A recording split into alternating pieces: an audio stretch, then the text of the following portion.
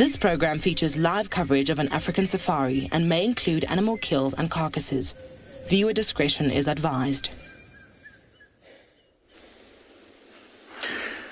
Good morning, everybody, and welcome to and Beyond Ngala's Private Game Reserve, where this morning in front of you guys, as you can see, we've got an impala ram that is sitting out there. We are hoping to be sending you guys to the different locations and all that to get to see the different animals we might find this morning.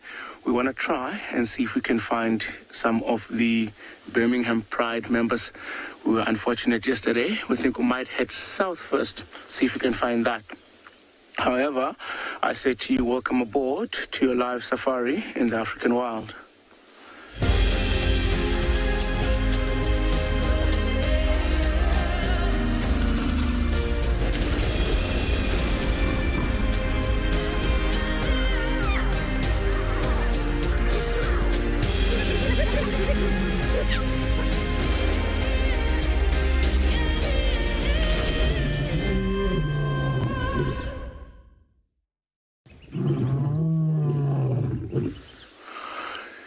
Yes, and as you can see in front of the screen there, we've got those two male impala.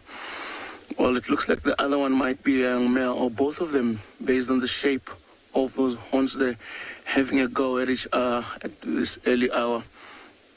I wouldn't put it past them. They need to practice for the upcoming years and all that. All right. Good morning, everybody. My name is Roel, and I'm coming live to you guys from Ngala Private Game Reserve. And behind the camera, I am not alone. I have got Craig with us this morning.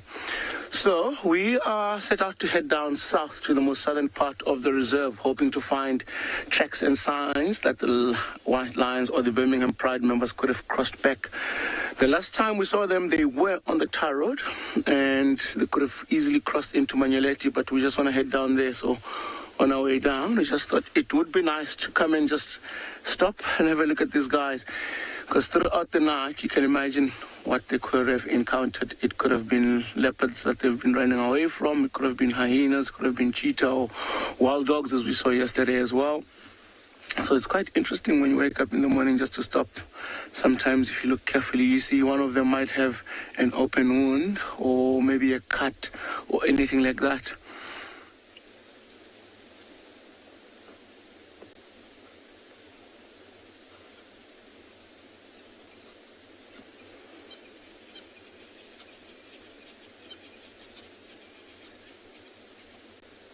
And you can see that all the impalas that you guys see on the screen all have horns of the different sizes and shapes. The smaller ones with the horns smaller means that they are younger than the other ones. And this is all males. I wouldn't be surprised if further down here we found a nice herd with females and one male there, because it is that season, it is that time of the year where the boys are kept in one place and they keep fighting for the mating rights. So all of these guys here are not the dominant males. They could be in the next day, in the next hour, in the next week. It's possible that that dominant male could stay in that his rights of mating for the whole season. Because remember, it is the strongest gene pool that gets to mate, so which means that when they fight, they're trying to determine which is the strongest one.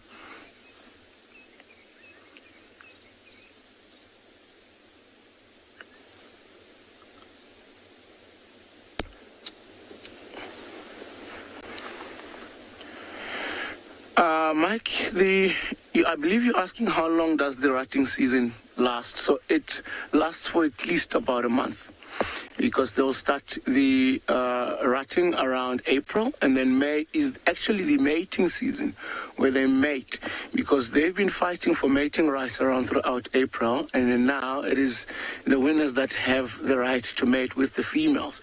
But even though now it is that season, the other young males or the other males will keep challenging the dominant male until the mating season is over or has come to an end, just because you never know. Sometimes the male might die. He might be killed by a leopard today, and there's no other male in the herd. And last month they rutted and he won, and he was the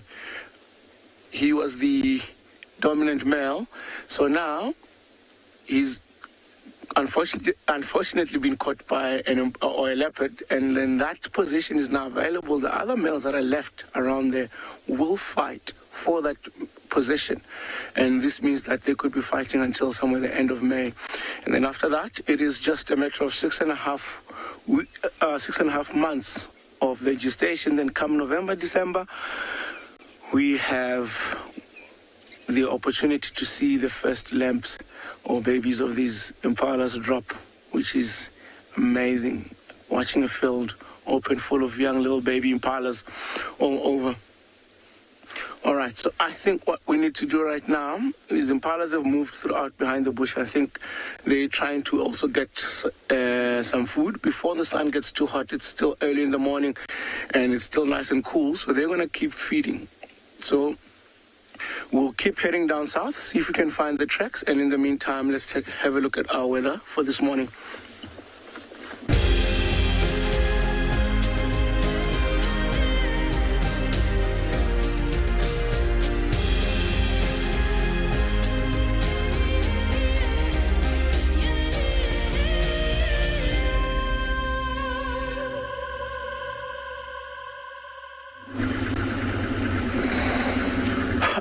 So here's what we're going to do this morning.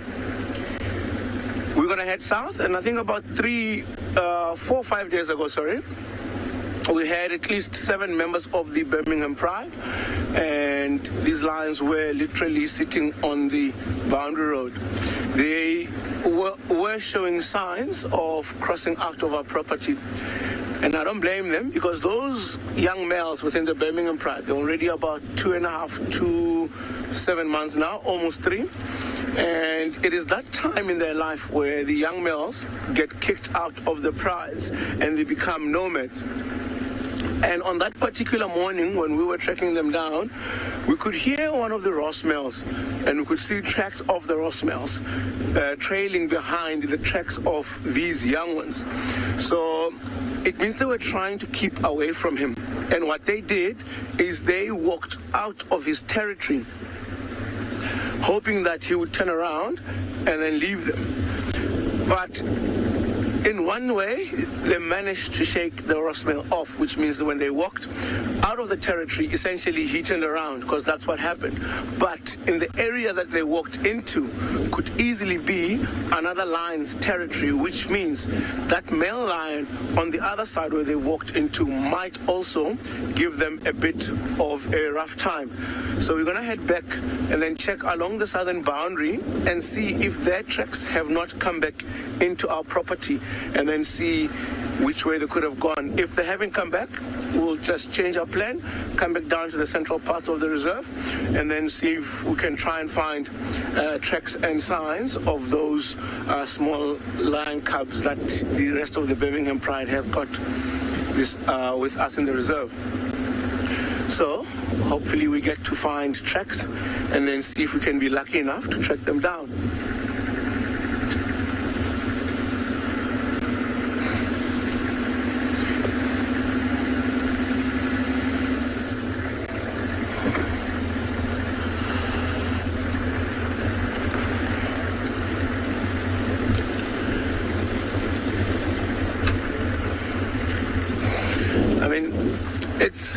It's quite a difficult life, everybody, that these young males are facing right now, and it is that stage where not most lions make it through, because you can imagine when they get kicked out of their own territory, like I said, everywhere else that they will go, I always say this, it will be another lion's territory, and this means that they'll keep getting in and out of trouble for the next 3 or 4 years. And that's the reason why most male lions don't really make it into adulthood, just because there's a lot of predators or a lot of challenges that they face out there. Sometimes they hunt, and they could possibly be hunting in another lion's territory, and when that male lion gets there, he's not going to be happy about that. So it's just a matter of them trying to stay discreet for the next couple of years, trying to survive. And I'm hoping that all 3 of them, because there's 3 young males within that litter of the Birmingham Pride, and I'm hoping that all 3 of them, including the white one, make it into adulthood. It will be fantastic. to get to here someday, that somewhere there's 3 young male lions and one of them is white, and they are dominant and have taken over a territory at a certain place. But of course, as we know, there's a lot of challenges that they face. They could attempt to hunt on a buffalo that could go bad. They could come across other pride members and have a huge fight. It's just a whole lot of possibilities. That's what's going to happen. But it is also that one stage that gives them the enough strength and stamina to take over a territory and to be dominant and reign for a couple of years in that one territory. So we'll keep checking, see what we find, see if we find anything. So in the meantime, we'll send you guys over to Tswalu.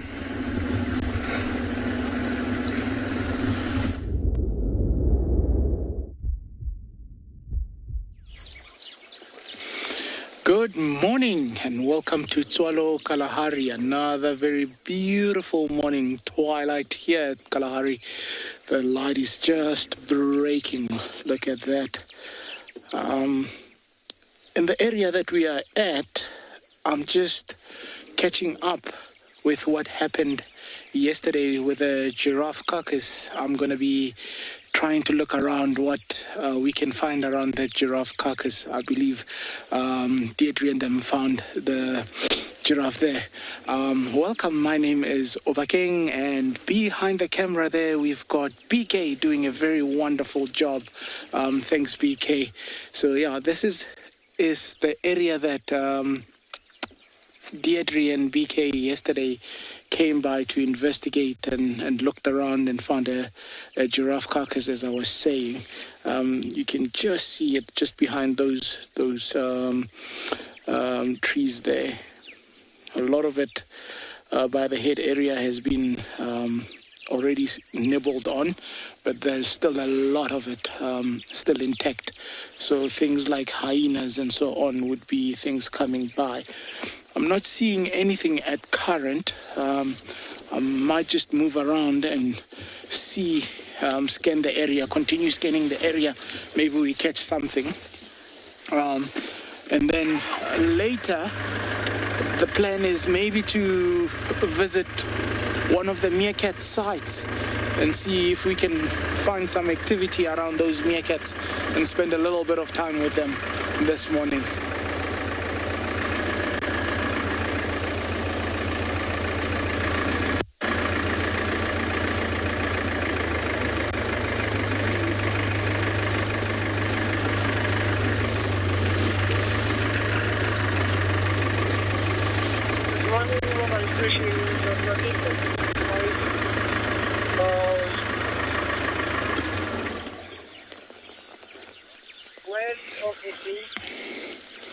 So look at that. A lot of it is still intact. Obviously, a lot of animals, things like your hyenas and so on, would have started feeding on it. Maybe later today there might be things like vultures, but the way animals would start feeding on a carcass, they would start with the softest parts first.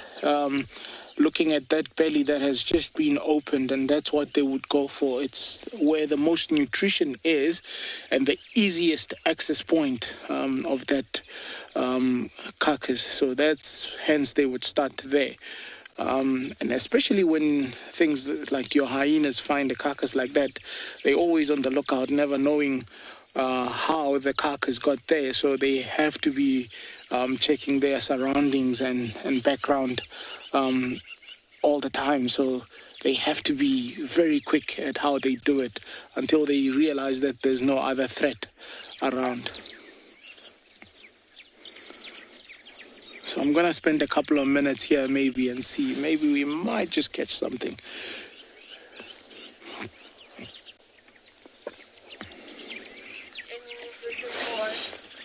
Anders, will animal continue eating this carcass as old as it is? Yes.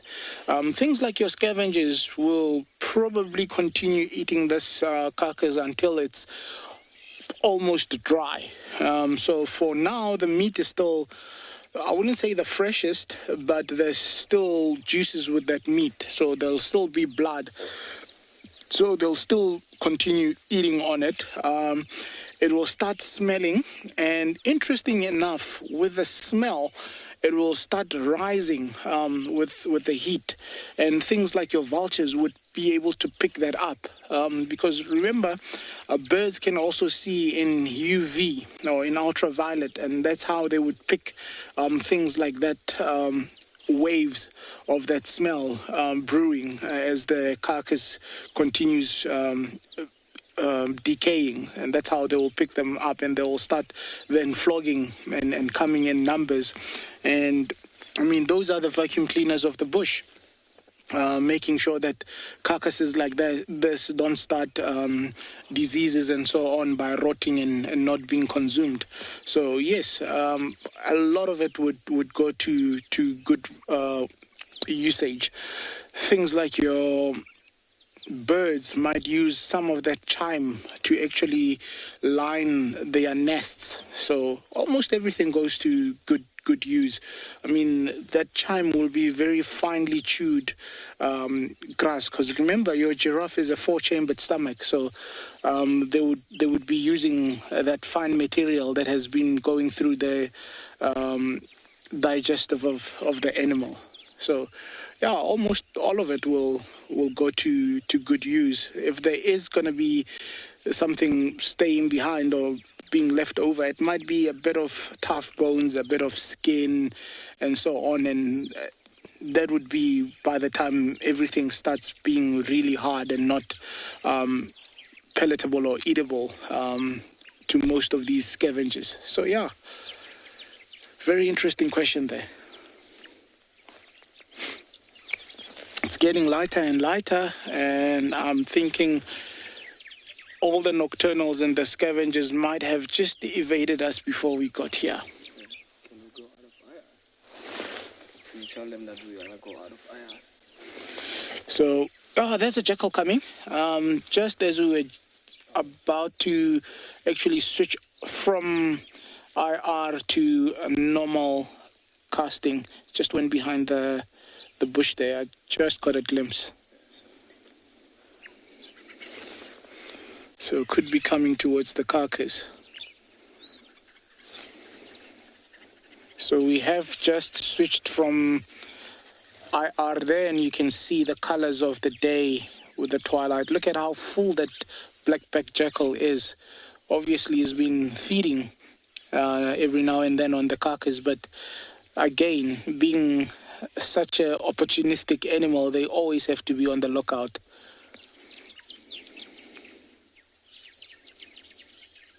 He's just gonna come out on the left of the screen now, just behind that looks like a black thorn.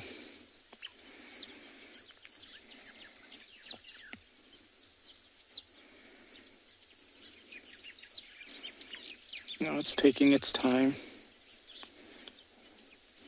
It's all about patience.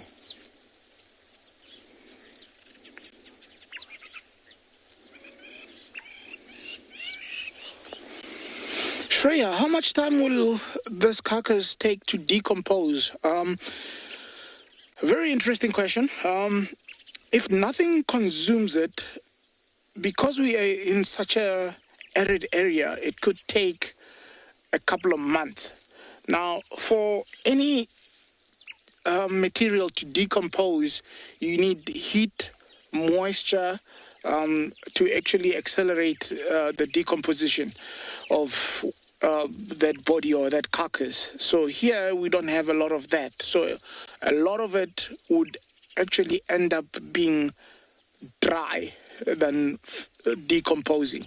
The other thing that might help with decomposing is the rotting and the worms just eating it away, and whatever is left then goes into the ground.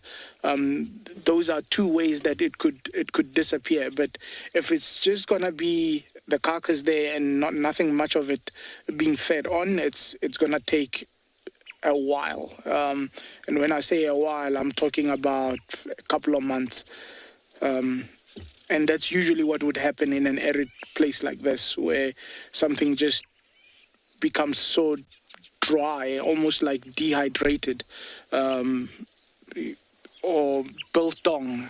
I don't know if you understand the concept of biltong. So biltong would be like a cured dried meat, but in this case it would have been a carcass that just literally all the moisture is sucked out and it's bone, skin, and it just stiffens like that. And it will take rains and so on before it starts decomposing. And as I was saying, look at those starlings. Just by its feet, they're already starting to suss out material.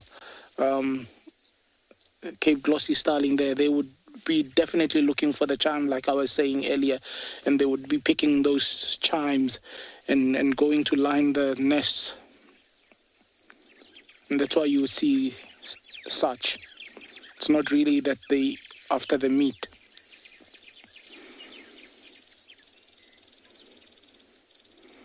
Beautiful colors.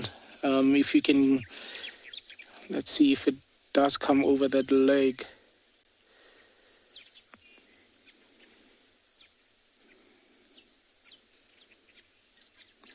You can just catch it every now and then. Look at those colors. Very interesting. If you look at the feather formation of that bird, it almost has this iridescent color that it gives off. There comes the jackal again. Black jackal. It's really sniffing around. Obviously, with a lot of activity that was here, he's going to be very skeptical, getting all sorts of smells from different other predators, scavengers, and so on.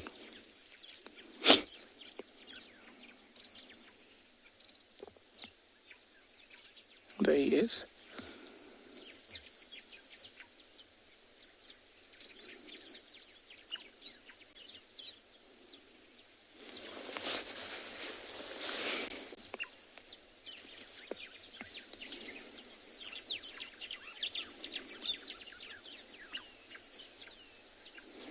Hope he comes around.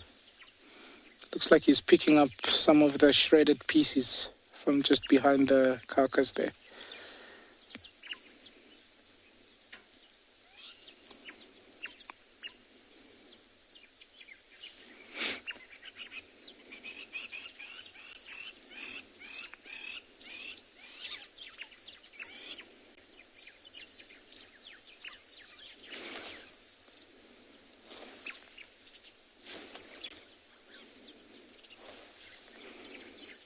I can't see clearly what he's doing, but there's definitely something that he's busy with there.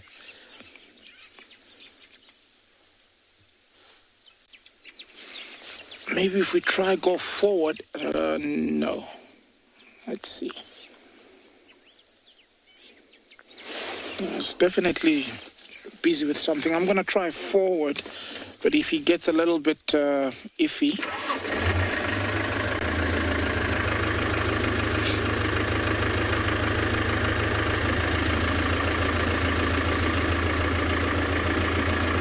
sometimes they become very shy, so let's just see what...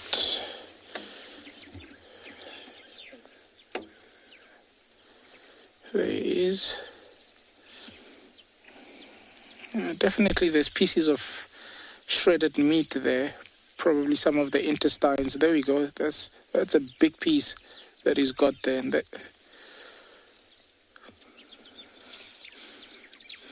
I was gonna try to take it away, maybe. There we go.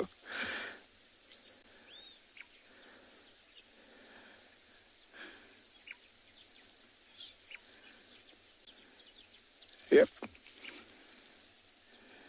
Find a comfortable place where you can eat without disturbance.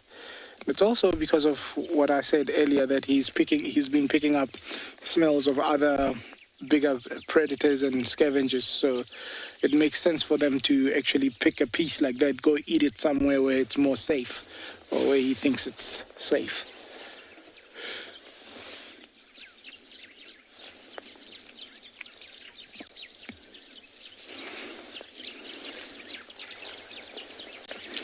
So I'm gonna probably, let's say, leave this carcass for now.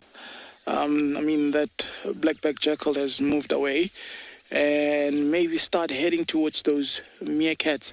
Meanwhile, while we do that, I'm going to be sending you off to another very beautiful location.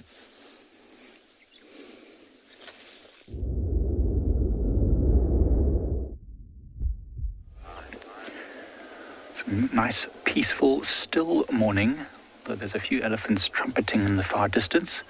As you can see, the beautiful golden glow of the morning sun as it just rises above the low veld. Just sitting here at Tswalu Dam. Hi everyone, my name is Mike Anderson. Behind the camera is Gert, and this is Eco Training's Pride Lands Conservancy, where we've decided to come to the Eco Training camp and start our walk from here this morning. Because last night there was a lot of interesting stuff happening.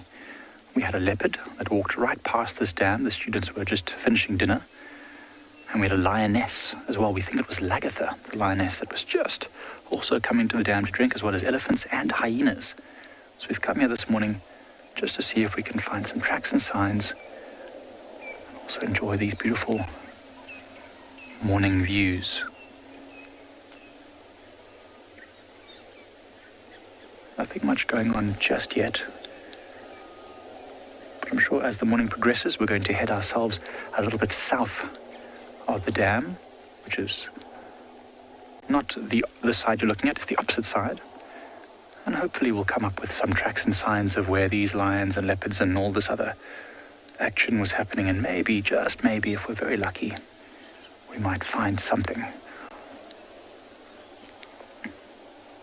Morning is always a beautiful time to be out because you just never know what's been happening during the night. All these predatory animals, very active during the night, especially now in winter. They can start being active very early and continue being active quite late into the morning.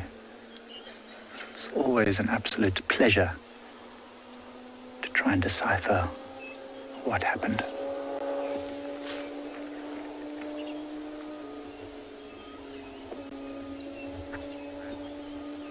A few oxpeckers flying over, perhaps leading us towards some other large mammals. But for now, what we're going to do is just head ourselves across the dam and just explore what's going on around here.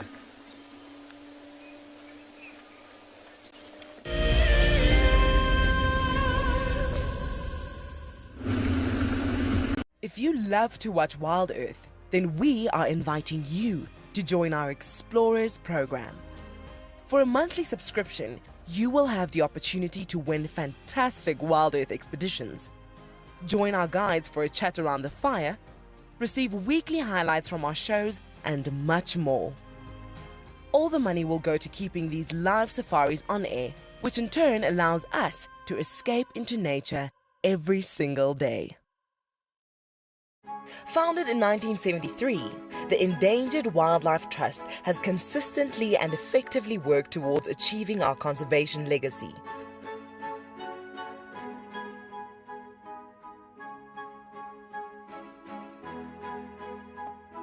Contribute to this legacy by visiting EWT's Get Wild eShop and purchase products with a purpose.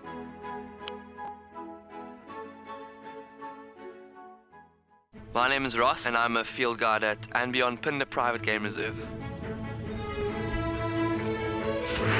I love getting questions from guests on Wild Earth because I love sharing and learning information about nature with new people, and it also makes me feel like you're all joining me in real life. If you want to ask a question on Wild Earth, then you need to register on our website. Once registered, go to our live safari page and submit your question below our live feed. Guys, have a look at what we've got.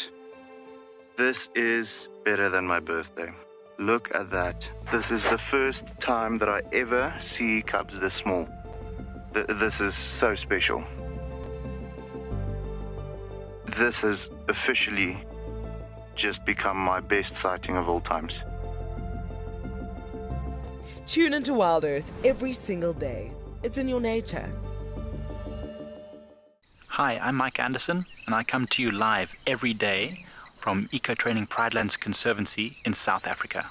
The wild animal I think is most underrated, I think buffaloes are the most underrated. They're yet so tenacious and ferocious, and also very, very protective of each other, which I find incredible. You know, sometimes people think of the big five, they just think of lions and leopards and other big animals, but I think buffaloes are pretty underrated. Catch up with the guides daily here on Wild Earth.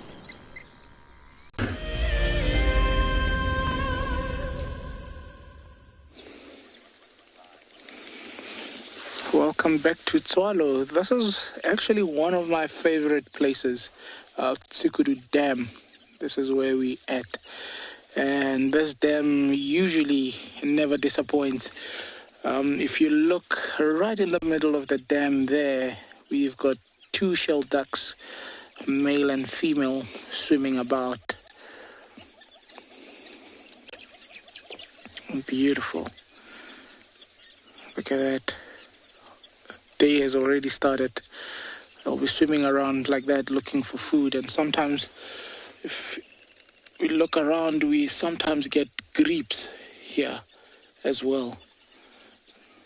Actually, BK, if you go right of those shell ducks you can see the Gribs also. From where you are, scan right.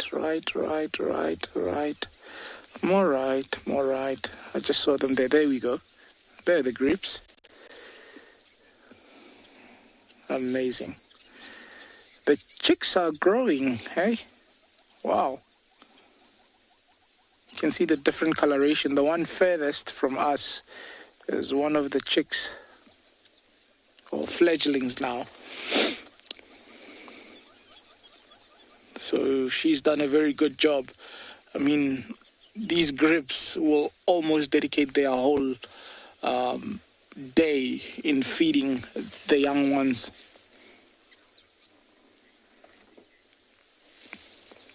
Nikki, where do shell ducks and Gribs lay their eggs? So it's 2 different areas where they would lay their eggs. So let me start with the Gribs. The Gribs actually construct a nest that floats. So they'll get debris or they'll get vegetation, and they'll start weaving it on the water and make a camouflage nest that would float. And towards a tree like where they're swimming now would be where that nest would actually be camouflaged in or around. And it just looks like a little dung ball that would be floating around, or it just looks like some small floating little thing. If you're not paying attention, you wouldn't even know it's a nest. And it takes a couple of weeks for those eggs to be incubated and hatch. And what happens is sometimes you actually find the little grebe carrying those youngsters on its back, whereas with shell ducks they would actually nest on the shore of the dam where they would make that nest. So it's 2 complete different methods of nesting. Look at that reflection, beautiful. Beautiful. So yes, they're both water birds, but they've got 2 different methods of breeding and also nesting. But a very interesting question there.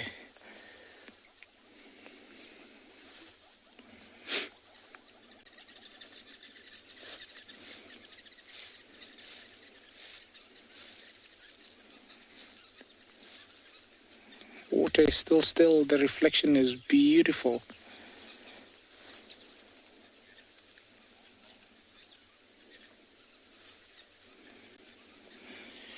How vulnerable are they to predators in water?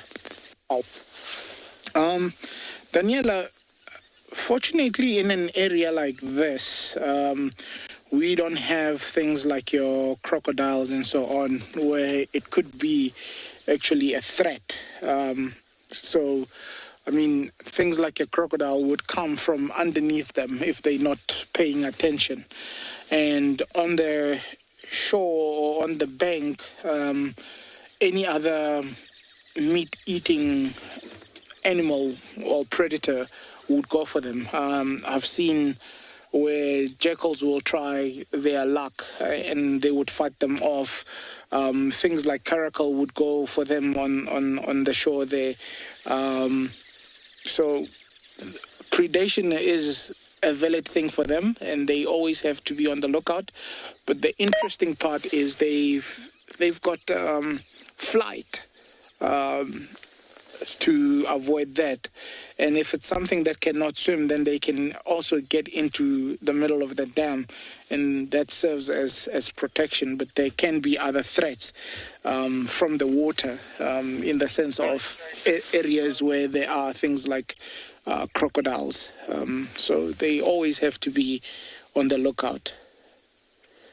I mean, if they also roost, because you sometimes find them up a tree, if they also roost, there could be potential of things like your pythons that could go for them if they're not vigilant enough. So, yeah, there's a whole list of things that could go for them.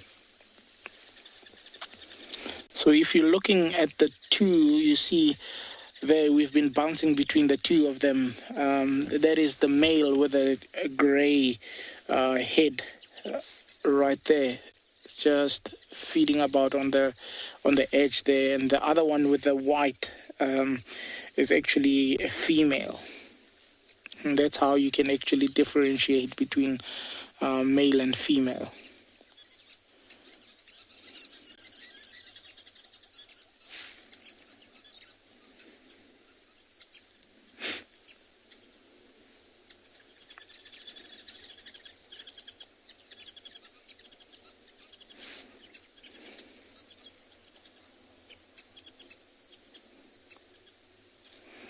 I wonder how these animals do it. I mean, already temperatures are starting to drop here, and they still go in water. The sea is always a very beautiful place. Like I said, this is one of my favorite areas here. I mean, you listen to the birds, you watch the sun come over the mountain. It's just what you want to see when you come to Africa. This is, yeah, it just takes you back and resets you. I do agree with that. I mean, look at the reflection. Look at the trees on the water there reflecting. Beautiful. Couldn't agree more.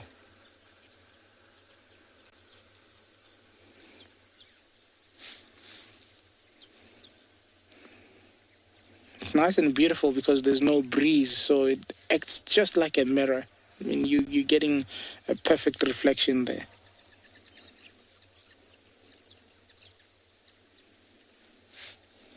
Beautiful. You can just see that orange on the horizon.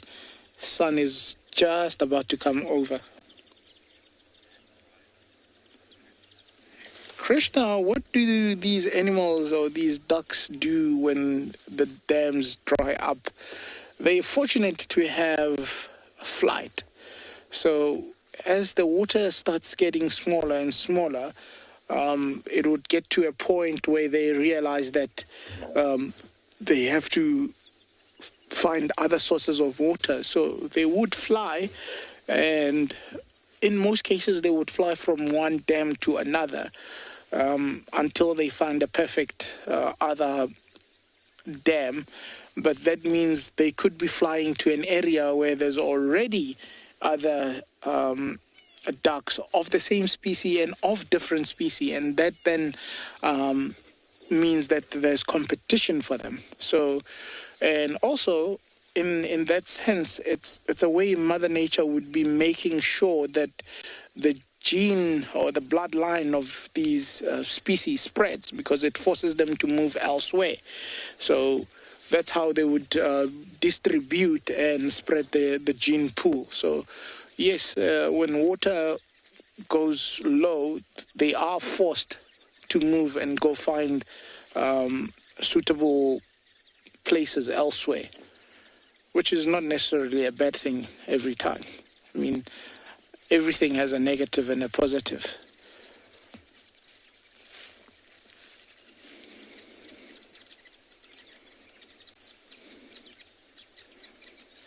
Just listen to that.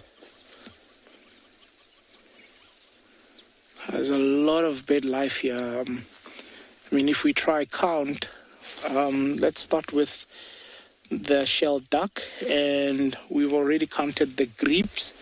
BK, if we go over to the right, there's some starlings right at the very top. I know I'm dragging you far.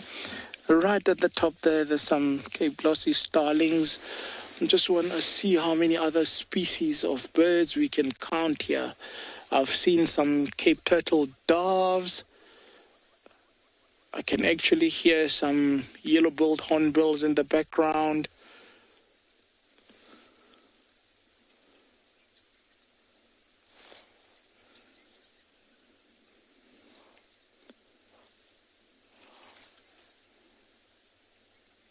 There's still some hornbills. So there's about 4 or 5 different species that we can count here. Meanwhile, I'm going to be sending you over to Pinda. Enjoy it, guys.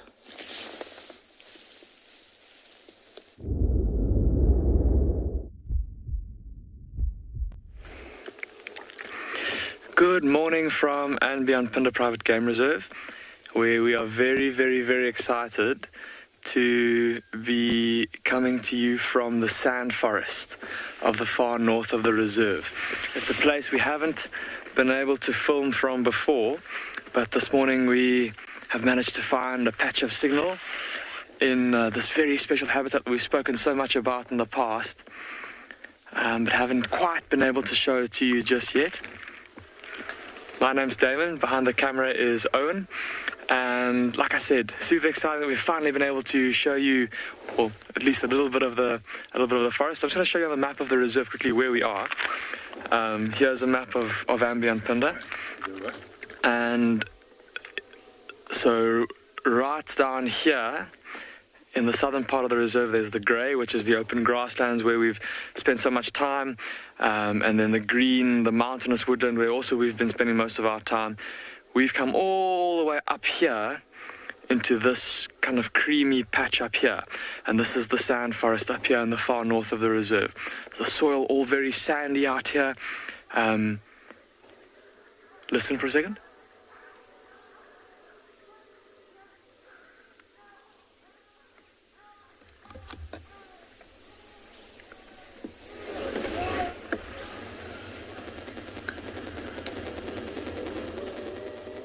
I don't know if you could all hear that, but there's a troop of baboons somewhere off to our north that just had a bit of a rort. There was a big, loud fight, it sounded like. A bunch of baboons, maybe disciplining a youngster or an individual in the troop getting chased around. But how magnificent is the scene all around us, this lovely forest, and there's lots of new plants and birds and animals that we're going to be trying to show to you. There's one particular tree just off to our right here that I'd like to show you. So have a look over here. So look at this trunk over here, and see how it's almost like I suppose like a leopardy kind of pattern to it. Bits of dark, bits of light, and I wish that you guys could feel this tree. It's super, super, super smooth. It's as if someone's peeled all of its bark off, and that's not what's happened. That's just the way that the tree is. And also, if I put my hand on it, it is a chilly morning, but the bark is cold, and even on a super hot day, if you feel the bark of the other trees, it'll be like kind of the temperature of the air around you, but this tree's bark will always be cold, and it's called a cold bark ochna. And it's thought, or from what I've heard, it's apparently that cold that you can feel is apparently water being transported through the xylem, or the conductive tissue of the tree. And again, from what I've been told, the reason it doesn't have the normal thick chunky bark of most of the other trees is that this tree being adapted to living in the sand forest, where fire is not really something that happens often like it does in the savannah biome, it doesn't really need bark as much to protect itself from the dangers of fire. And so it hasn't had the necessity to have bark. Yeah, very cool and very strange to feel, so smooth. There's also, just looking up, it's pretty incredible just to be standing here, because around me there's so much going on. I've just seen now, looking up above my head, Odie, I don't know if you can get, just above my head, there's a couple of little, it looks like some roots that are hanging from one of the branches above my head up there. I'm just going to see if I can help you to guide you in there. Which tree? The same tree? The same tree, yeah. So just up in the top of that tree there's a tangle of little roots that are coming off of one of the branches, and just come left a little bit. There you go, the bottom left hand corner of the screen. There we go, there's a bit of lichen that's growing. And here in the forest, because of the sandy nature of the soil, there tends not to be too much in the way of undergrowth here compared to most other forests. And so a lot of the kind of the ground layer, or where you would normally find a lot of understory, a lot of low growing plants in a forest, a lot of the plants here have migrated up into the canopy of the trees to capture moisture, like mist hanging in the air, coming through the forest. So there's some lichen up there, but there's also there's a little orchid, and that's not quite the one that I wanted to show you there. So if you wouldn't mind zooming out a little bit again, and we'll just see if we can try and find, there's a tiny little orchid that's growing up in the branches there. So let's see if I can see, do you see, Odie, there's a dead branch that comes off to the left. It's quite difficult to get it exactly with the camera, but there's a tiny little orchid called a pinhead orchid that's growing. That's not quite it. There you go, there's a branch, follow that branch along. And in the background, can you hear there's like a quite a harsh clicking call that's being made by a bird called a square-tailed drongo. Many of you may be familiar with the fork-tailed drongo, and this is a close relative of it called the square-tailed drongo, a specialist of forest habitats.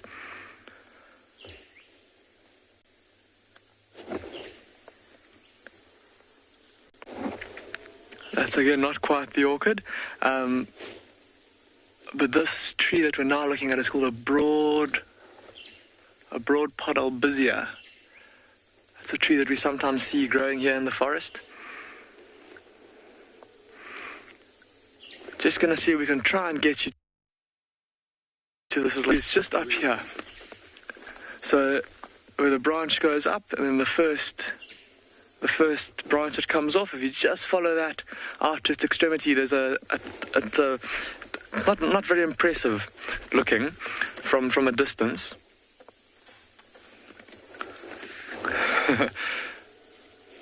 Quite a challenge trying to point things out sometimes in the forest. It's just a tangle of trees and sticks and roots and branches.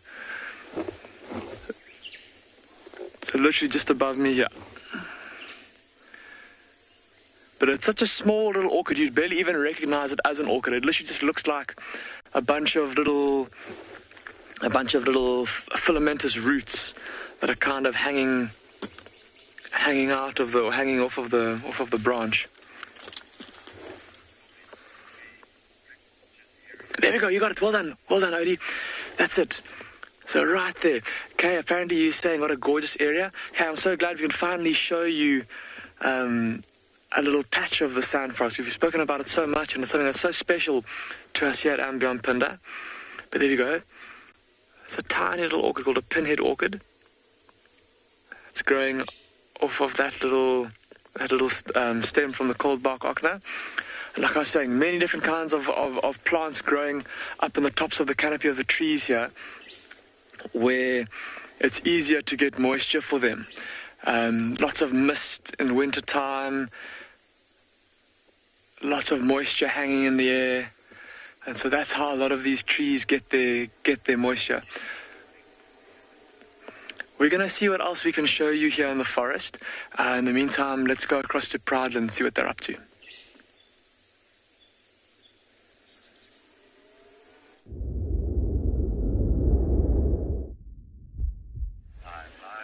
So the sand forest in Pinda is very beautiful. I've been lucky enough to see it myself, but we've come to a place just north of Tswalu Dam where we've discovered there was a huge field of a beautiful purple flower that used to be known as Cornflower Venonia.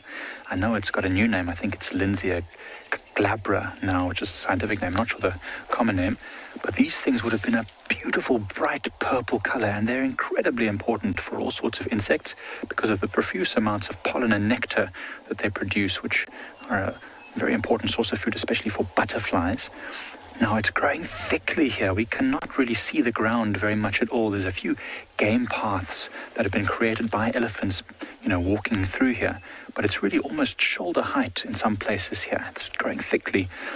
And what's amazing is that in a couple of months' time, even in just 1 month's time, all of this thick-growing dead Cornflower Venonia would have been squashed down and died from animals walking through here and just from getting eaten by insects and all sorts of other wood-boring beetles. And it'll be very open here. And you can see there's mostly just sickle bush growing in here. There's a few bush willows in the distance as well as some much larger knob thorns. But this area is generally very open. And that's because we're not far from Tswalu Dam, close to the eco-training camp.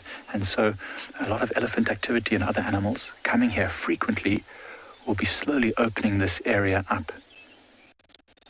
It will be a beautiful open clearing soon. To be amazing to watch. And you don't notice this stuff slowly over time, but I'll be here for 2 weeks, just slowly watching how it goes. And when I go away, when I come back 2 weeks later, it'll be completely different. Just an amazing thing to watch the seasons change. So while we walk through this lovely field of dry cornflowers, I'll send you over to Ngala, who's got a much wetter scene.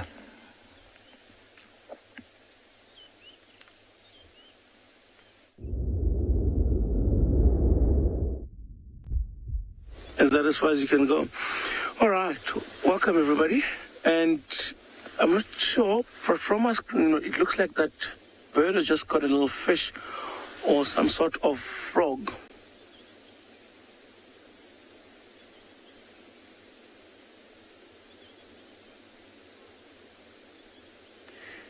We are looking at a grey heron in one of the dams on the boundary road, or close to our boundary.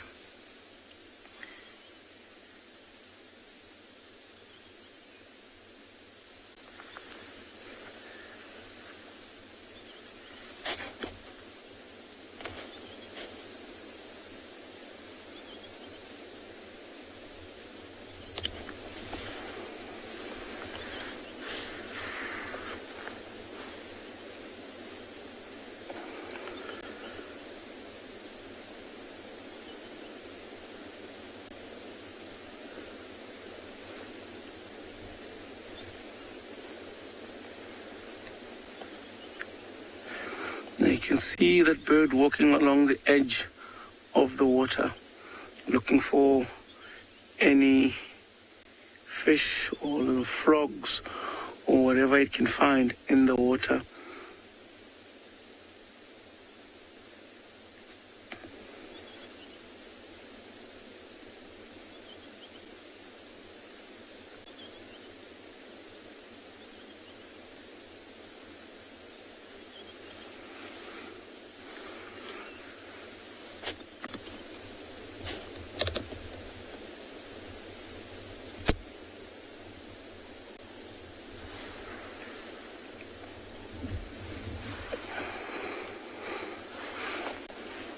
So you can also see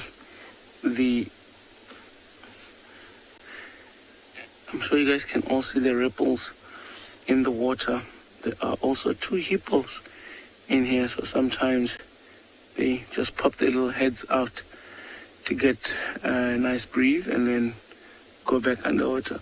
But I was just thinking how it looks like there isn't any hippo in that water, especially when they are underneath the water bodies. And you might even come and just think that, it's safe, it looks calm, and then all of a sudden you just see a big head popping out of the water. There's one of them right there.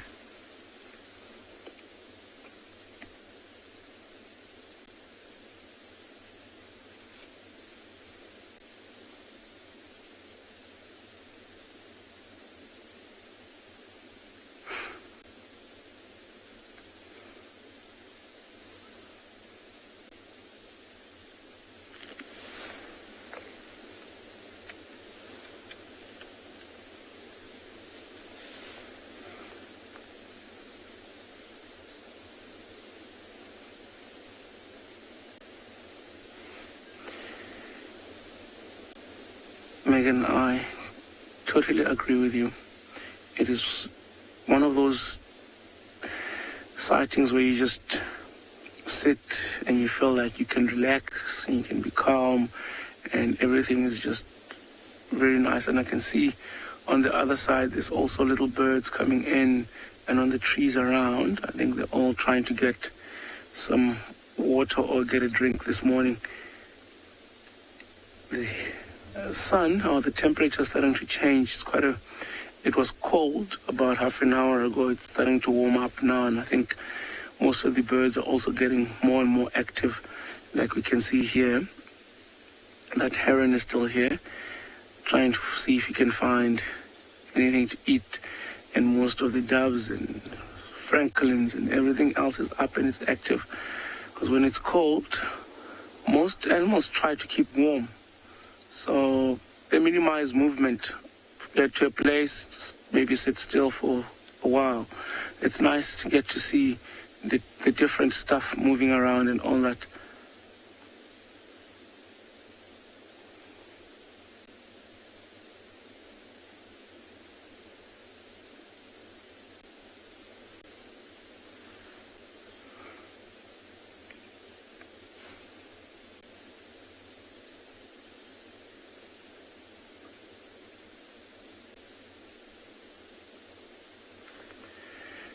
You know, patience is something that this grey heron needs to have. Just waiting and hoping to see anything or any movement or any disturbances on the water from the potential prey underneath.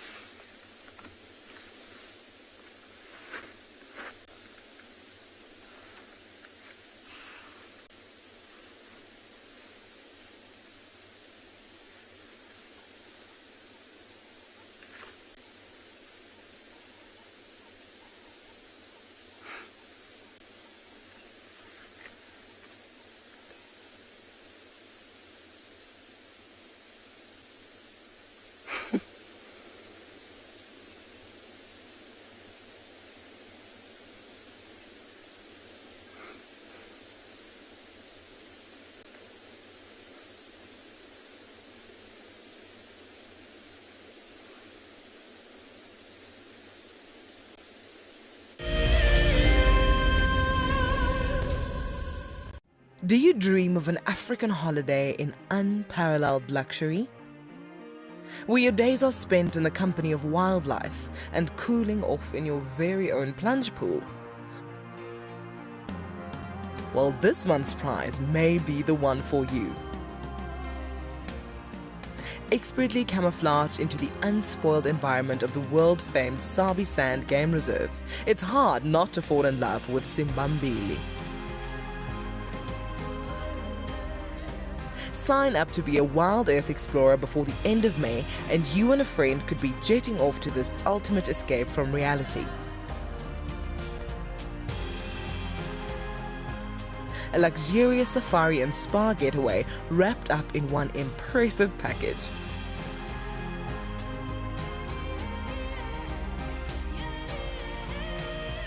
Wild Earth explorers, it's in your nature.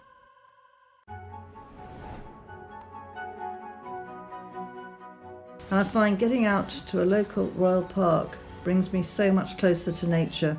I can leave my pain at home. And like watching Wild Earth, I find it's the most amazing way to step out of life's difficulties and just breathe.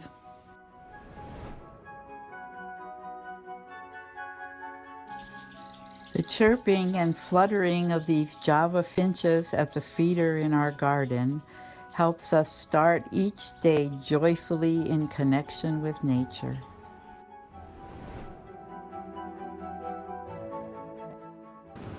So this is our piece of nature that we've been enjoying and has been keeping us sane during lockdown. This morning we have 8 oyster catchers on our beach, which is a real treat. Hug a tree, Steve, just for you. I love being a camp for Wild Earth. The animals coming right up close to you, especially like lions. Sometimes you get nervous, but you have to go with the flow. My favorite animal to film is the elephant because of how big it is. But when it's really up close to you, it's one animal that you would say, I really respect you.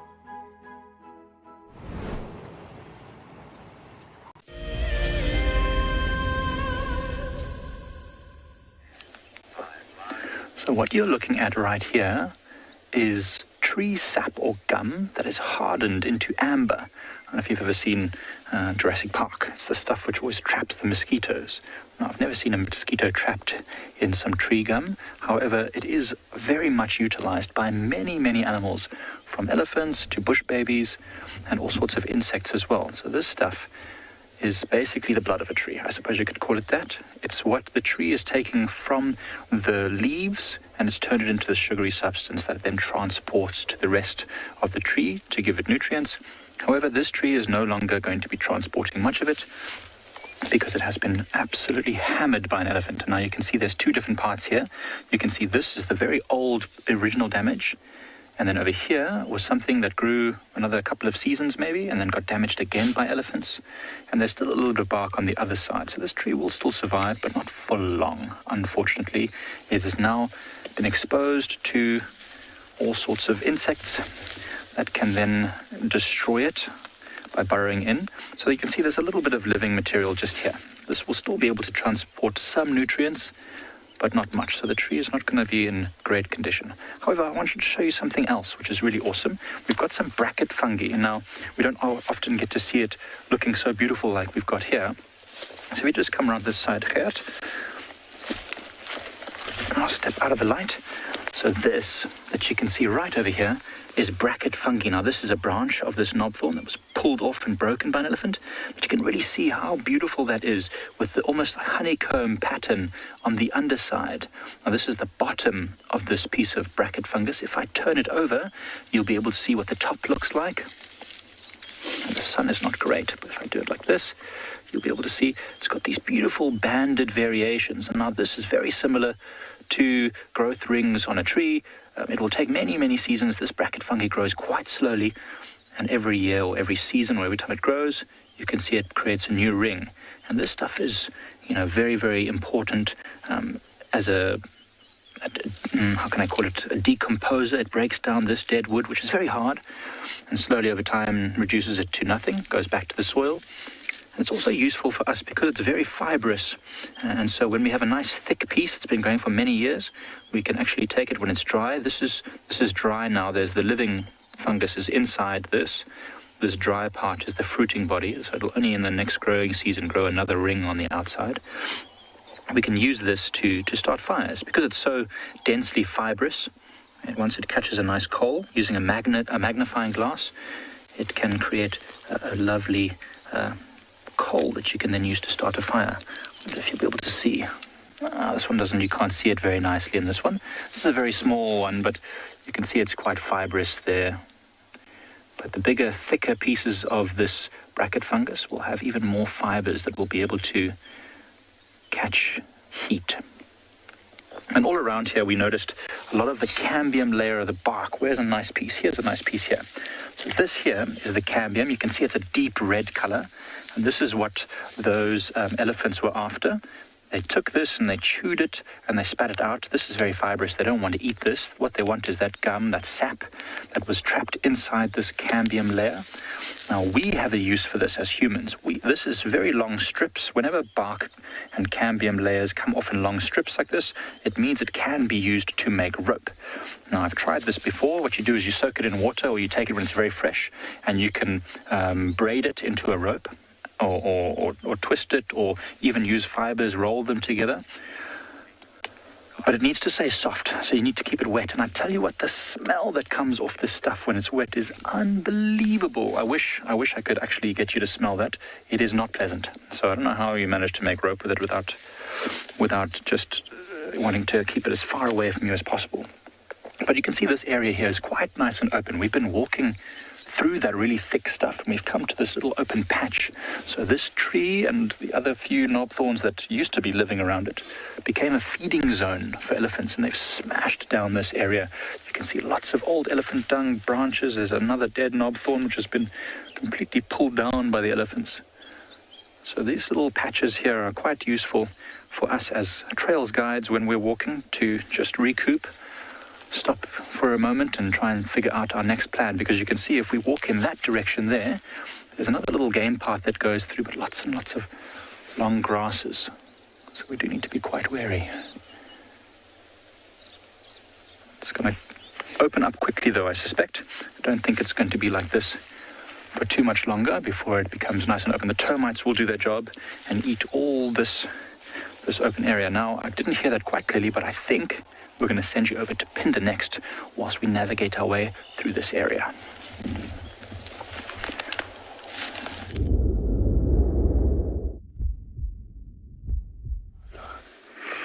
Welcome back to the sand forest of and beyond Pinda Private Game Reserve. Owen and I have hardly moved. There's just, like I said, there's just so much going on all around us. And we're looking at, or have a look in front of us here, there's this enormous tree. And it's a very special tree. It's one of the main canopy species that grows here in the sand forest. So look at that sprawling crown. Goes way up into the air, up to the very top of the forest. Big tangle of branches and lovely vibrant green leaves. Very ashy coloured bark. And as Owen zooms in, have a look at the bark and how it's covered in lichen. There's lichen all over it. There's also the odd orchid that's hanging from the branches. And like I said, one of the main canopy tree species. It's called a Lebombo wattle.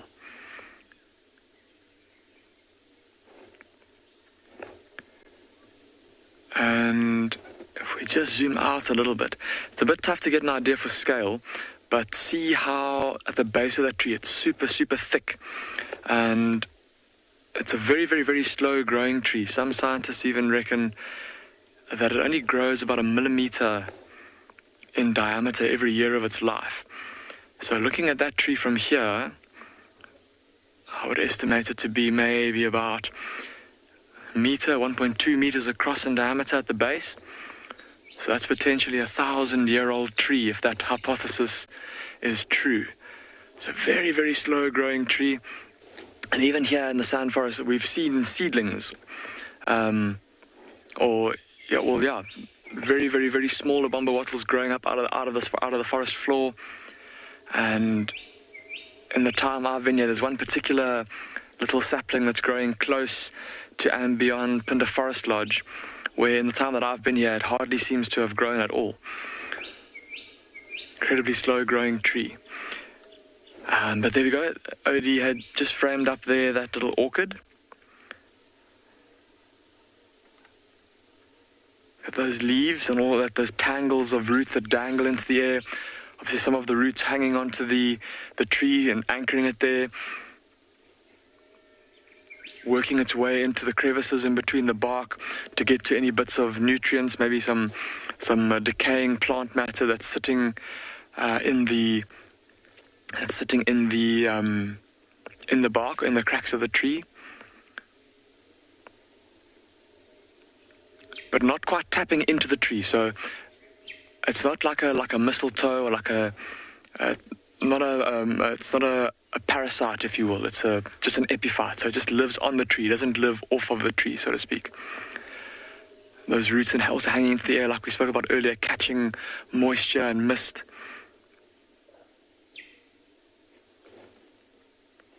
And this is a kind of orchid, one of the kinds of orchids that we find quite commonly here in the sand forest. There's no flowers on it now. Many of you may be wondering if it's an orchid. Where are its lovely flowers? And it does produce beautiful white flowers, but only normally January and February. So we're a little bit late for that. But it's an orchid. I don't know I haven't been able to find its common name, but its scientific name is Caucus praetermissa zuluensis. Yeah, quite a mouthful.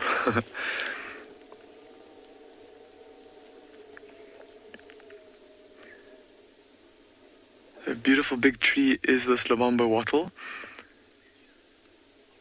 And just to its right, if we just zoom out a little bit and see coming out of the same little mound is a much paler tree, also a much smaller tree. There's its roots and there's its narrow stem. This is one of the trees that kind of makes up kind of the middle layer of the sand forest, and it's called a saddle pod, or Rhytia natalensis. And I can't see any of the pods that give it its name growing in the tree for now, but it gets its name from its seed pods, which are kind of long, brown, almost like fingers that grow from the tree and hang. And inside those pods are these little, almost like fluffy seedlings with almost like down feathers.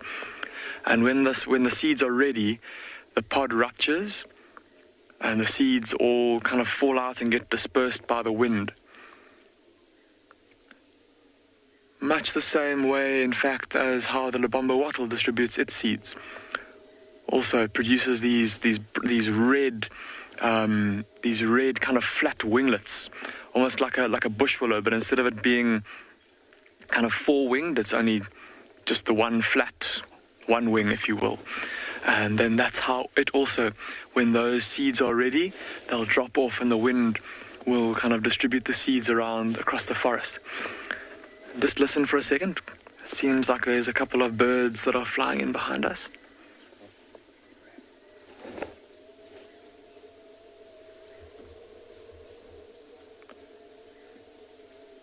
Okay, Owen and I are going to sit here for a bit longer. We're going to see what else we can find, what else we can show you.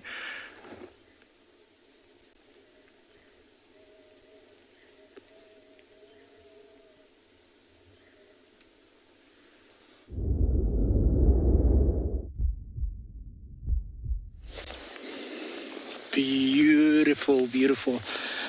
Just as I said earlier, that we're going to be looking for these guys, the rock stars. Meerkat's just waking up there. You can see dust coming out of that barrow in the far distance there. One of the adults actually doing a bit of housekeeping and maintenance, while the others are just catching a bit of sun. Still warming up for the day. Look at that. Beautiful shots there.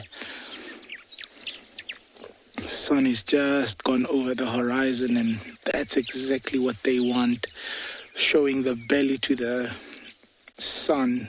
That black belly just absorbing as much heat as they can before they start going to forage. A very important part for them actually to start off the day like that, not only for heat but also because they're burrowing animals. You can imagine the dust and everything that could actually start bacteria and stuff on their skin. So by sunning themselves like that, it actually helps to keep them clean. Look at the tiny little ones there.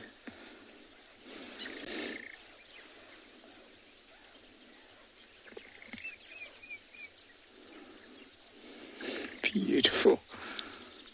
Like the silhouette there and how the sun just highlights the hair. Beautiful. Nice work, BK.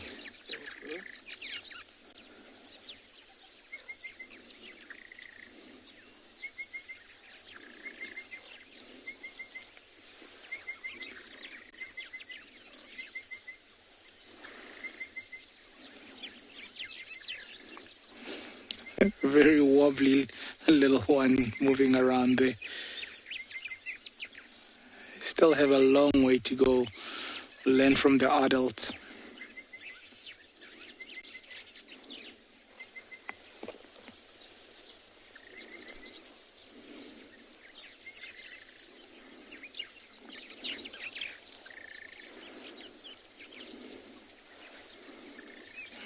Just making sure that the surrounding is all safe. You can see all of them almost looking around. Some falling asleep there.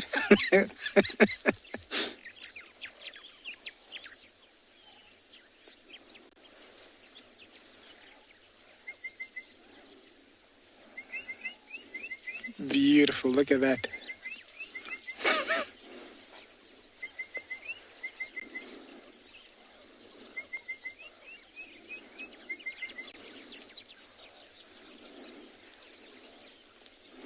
You can actually hear the chit-chattering. I'm not sure if you can pick the sound up from them making some chit-chattering. So all of them would make these almost like purring chit-chat sounds.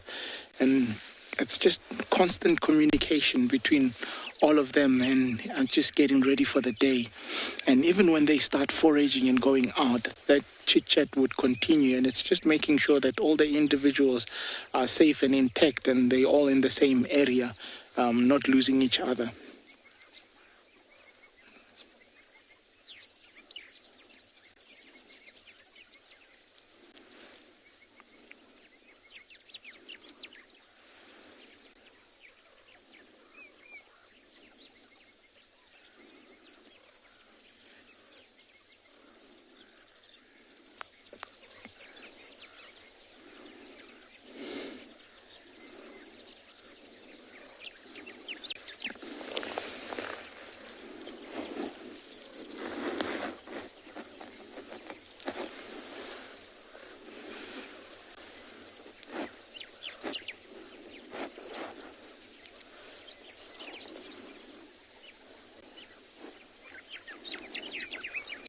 A bit of cuddling.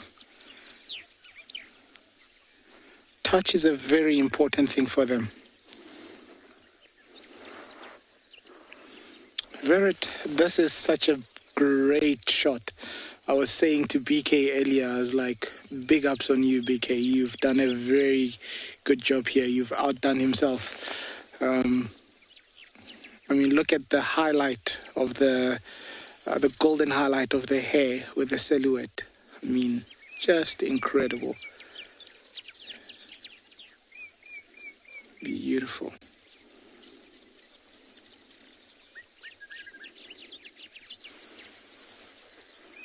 Amazing.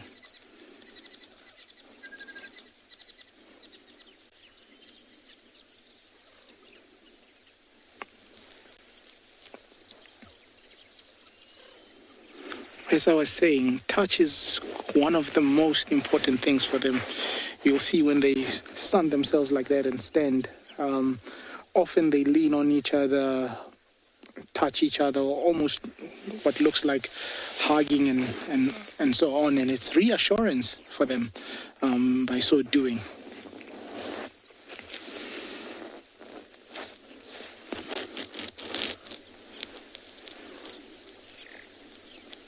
Also, look how they use the tails when they stand. It's almost like a tripod. 2 feet and a tail.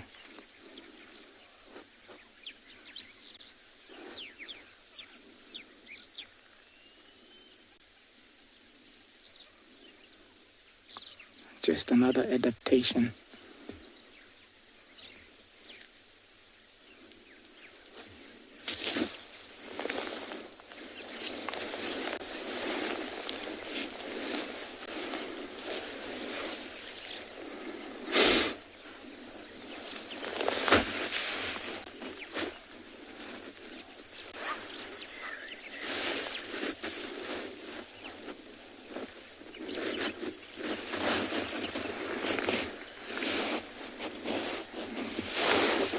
Charles, meerkats only found in the Kalahari, that would be a no.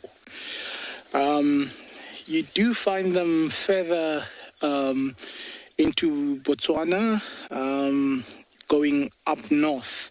You do find them. They are a semi-arid species. They would like these kind of habitats where it's quite dry.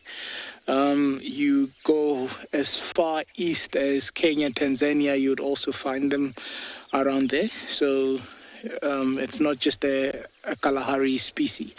So they are spread out through Africa. Obviously, with certain areas, they would do better than others.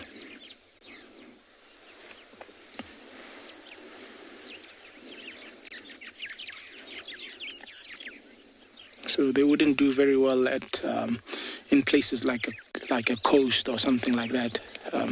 It wouldn't be an ideal area for them.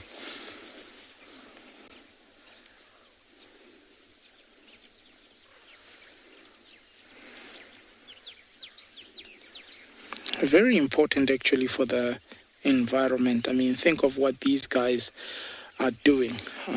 The diggings that they do on a daily basis, not just with the barrows, would be part of actually aerating the land.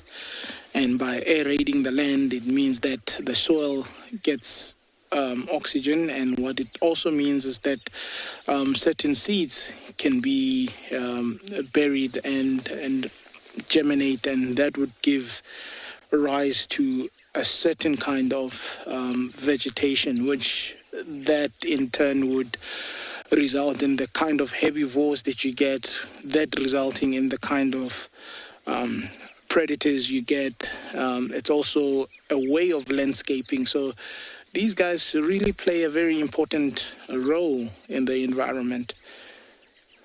Almost an area like this would actually rely on their existence. So it's interesting how everything just intertwines in an environment like this. You remove one species and everything can almost come to a total shutdown or to a total collapse.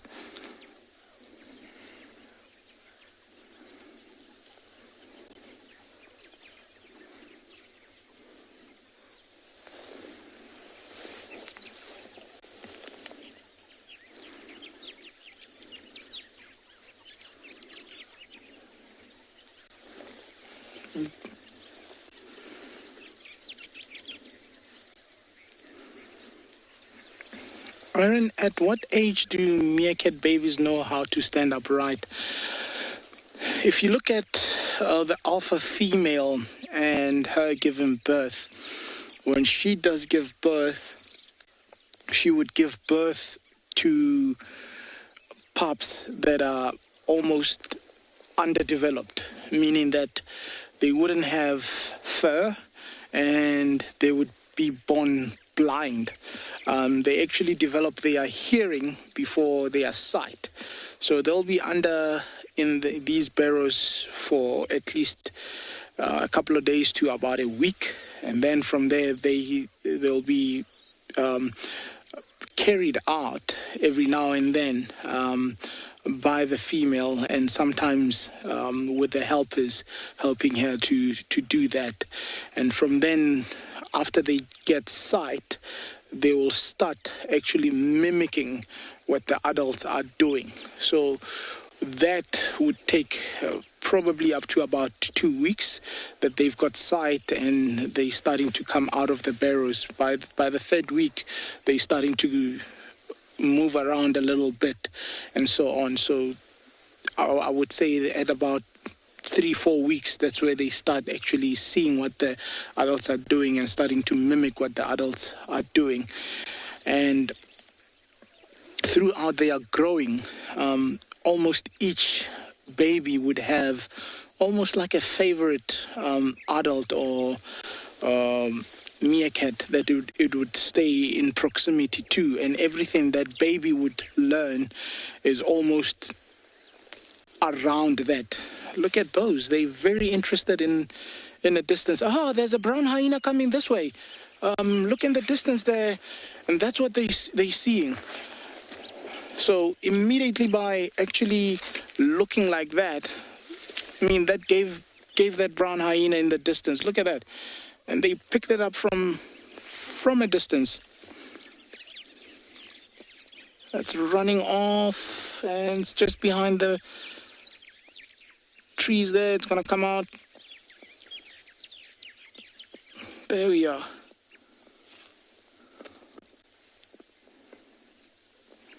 Wow.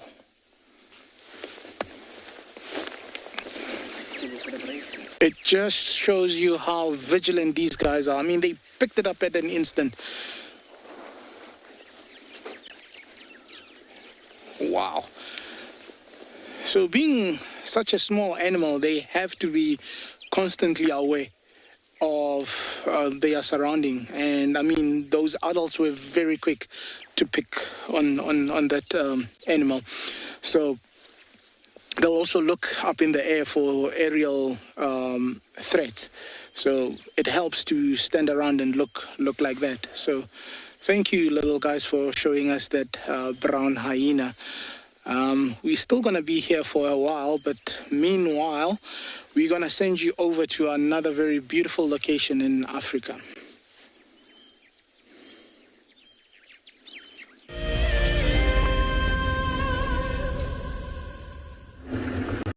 Do you dream of traveling to a far-flung wilderness location where life continues as normal? A place where you can escape to nature and breathe. If you become a Wild Earth explorer, then this could soon become a reality. Subscribe today and stand a chance to win regular travel prizes. Wild Earth Explorers, it's in your nature.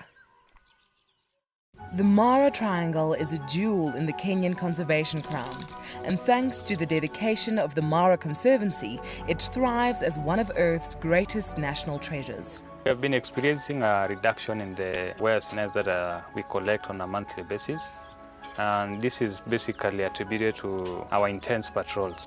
Over the years, this courageous team of anti-poachers has reduced poaching to almost zero. Mimi naitwa Stephen Olereso. Nimefanya kazi miaka 16 sasa. Kuanzia miaka 2002.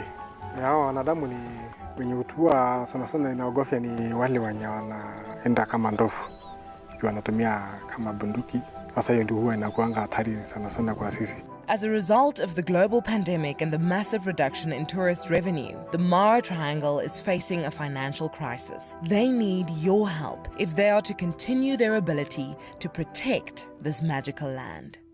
My name is Lauren, and I'm currently working in Djuma Private Game Reserve here in South Africa. I love answering your questions during the live safaris. It's my favorite part. It feels like you're on the vehicle with me, and I'm able to teach you exactly what you want to know. If you want to ask a question on Wild Earth, then you need to register on our website. Once registered, you must go to the live safari page and ask your question below the live feed. Look at this, the little one is up and about. Certainly hasn't had enough milk at this age.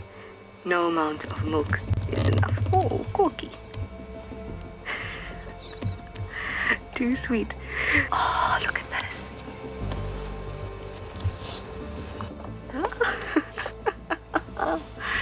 That is stunning. Tune into Wild Earth every single day. It's in your nature.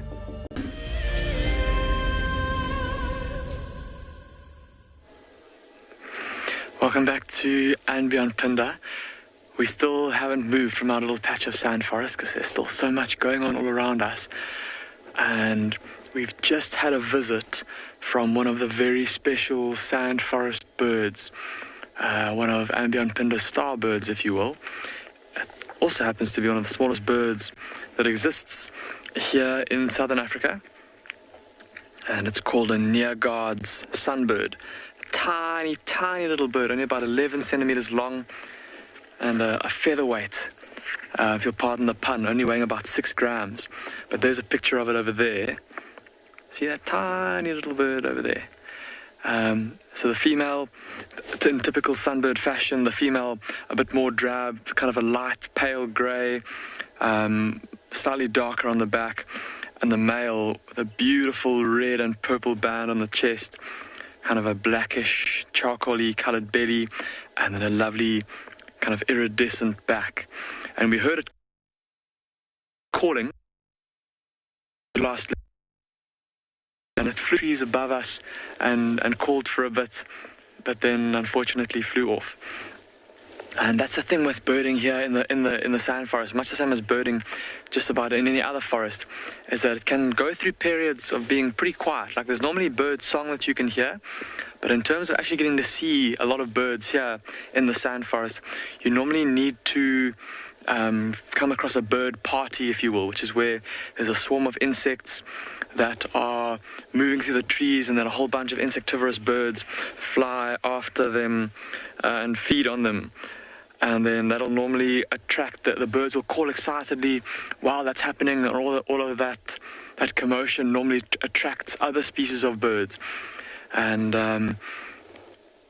here in the sand forest, those bird parties normally consist of that square-tailed drongo that I told you about earlier, that call we could hear.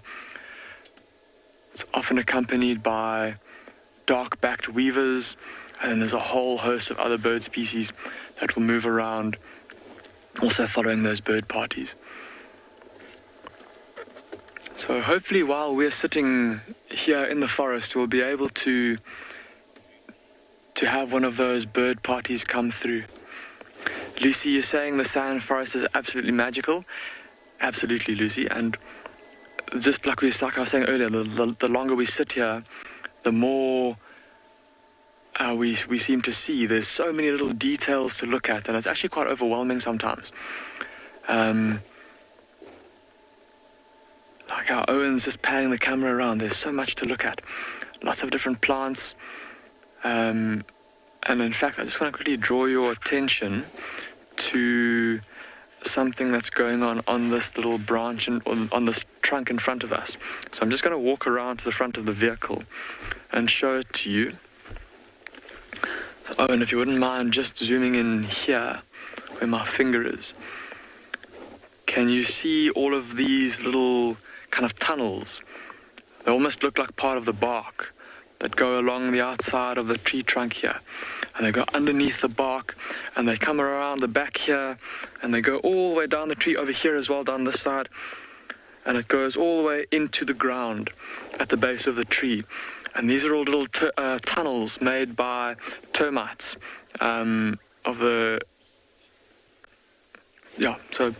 termites, basically because they don't have melanin in their skin, they can't be exposed to sunlight. So in order for them to be able to move around and gather food and then get back to their get to the underground chambers, they need to construct these tunnels so that they can move and be protected from the sunlight.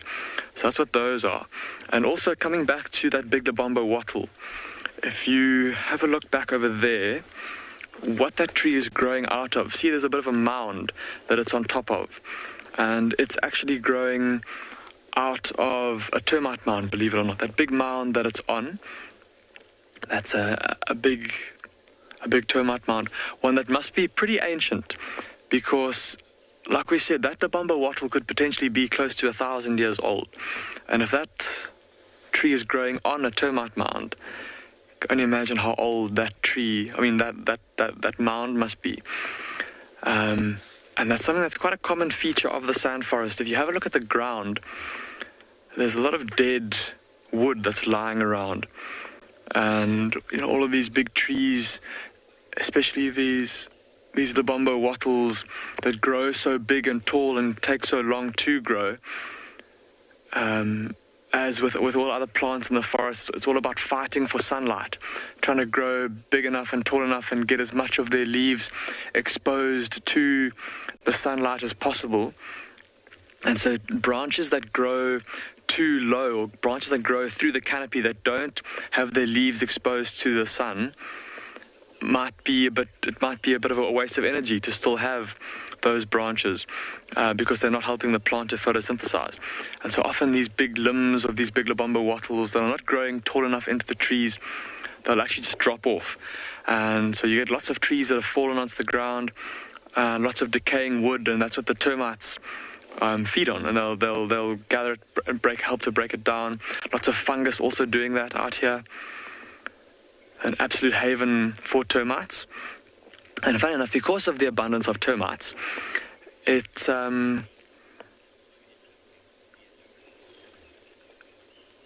Melcy is saying, so interesting to see a different habitat. Melcy, I'm very, very, very happy that we've at last been able to show this place to you guys. But yeah, so with the abundance of termites here, I'm sure that a lot of you have had a chance to see an aardvark on Wild Earth from, more than likely from Tswalu, and that tends to be the place that we tend to associate aardvarks with, is those more kind of arid open areas. But here in the sand forest, because of the abundance of termites, because aardvarks eat termites, there's a pretty healthy population of them that live here in the sand forest, on this abundance of termites here. And if you go for a walk through the forest, you often find their burrows that they've dug down, that they live in, or that they've constructed as escape tunnels. So yeah, not exactly what you would expect. Another creature also that we do find here quite often, and there's a couple of tracks on the ground here around me, are tracks of... Okay, well, we'll get back to that a little bit later. Apparently Pridelands has something to show you.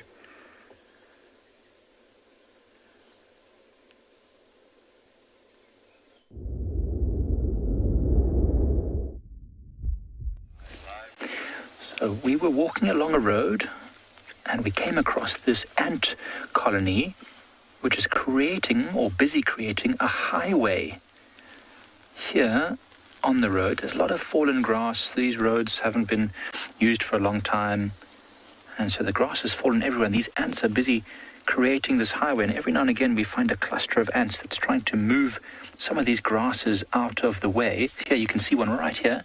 He stopped there, but then he decided it was a bit too big for him, and he's kept moving. But you can see every now and again you see an ant just stopping to try and move a piece of grass out the way. It's quite amazing. I think these are harvester ants, and there are small ones and there are bigger ones, and the bigger ones have very strong jaws, so they're actually able to cut these dry grasses, and then the smaller ones will move them out the way. But it's really amazing. Just behind you, Gert, over here, there's a whole cluster of them busy trying to move some of the grass out the way. You'll just find them in a moment. See over here?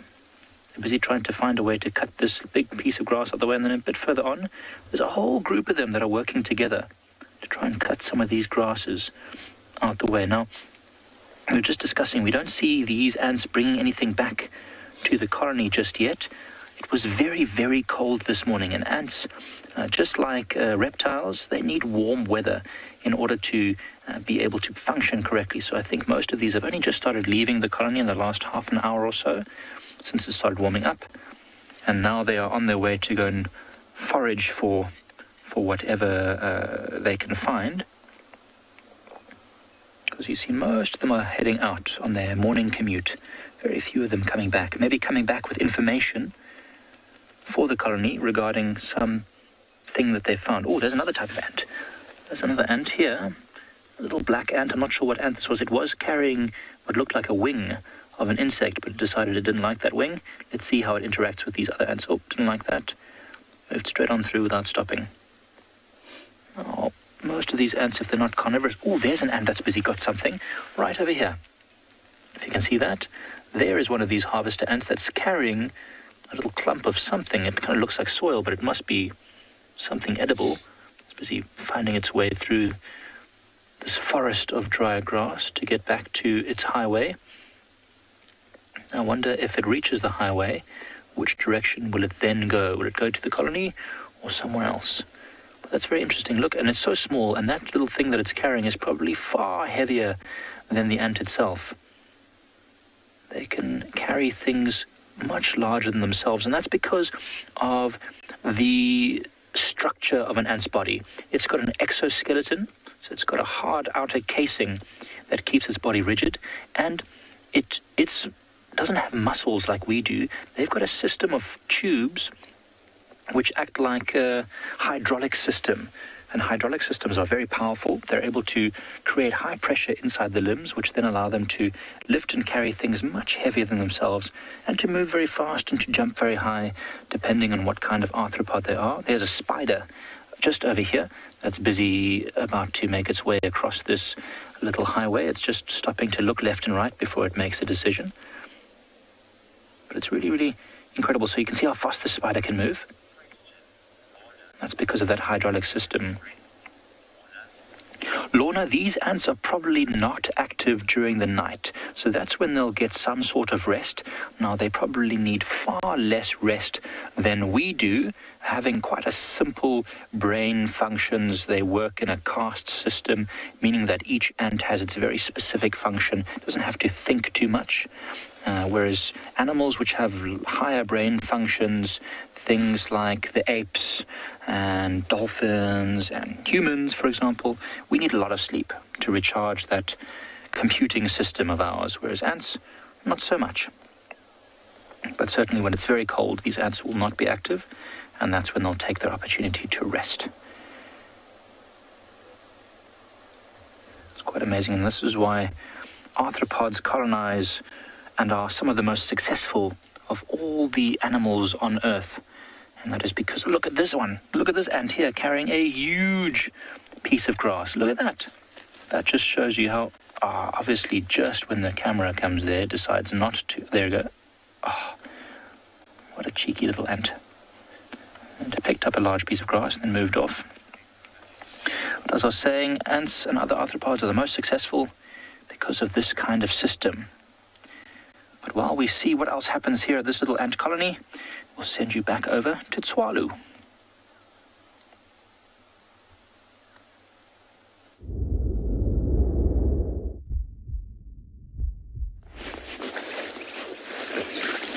There's now a bit of activity starting to happen.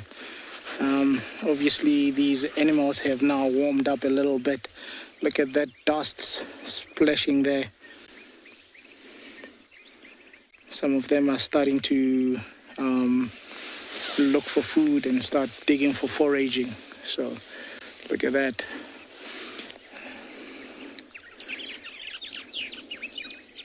Beautiful. So the youngsters will also start playing about now that they've warmed up a little bit.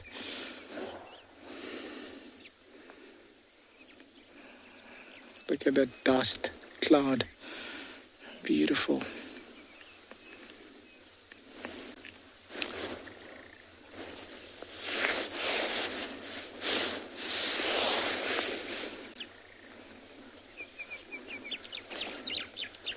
So that adult there, it was starting to dig. See the youngsters coming towards it there. And it looks like it might be having something there, and all the youngsters are heading towards it, and obviously they'll share or feed the youngsters.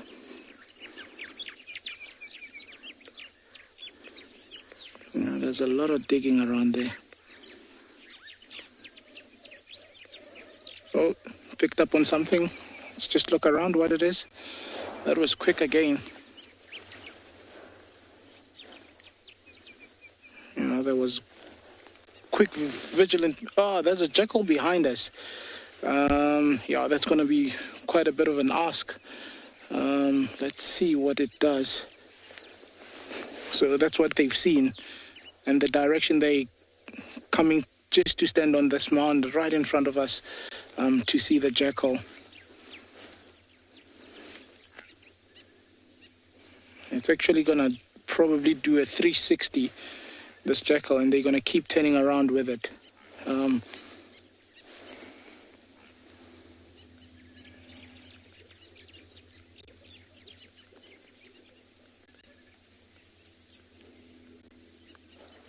So they're just following it. Hopefully it will come into our shot just now. It's just hugging the tree line behind us, but they're still keeping a close eye on it.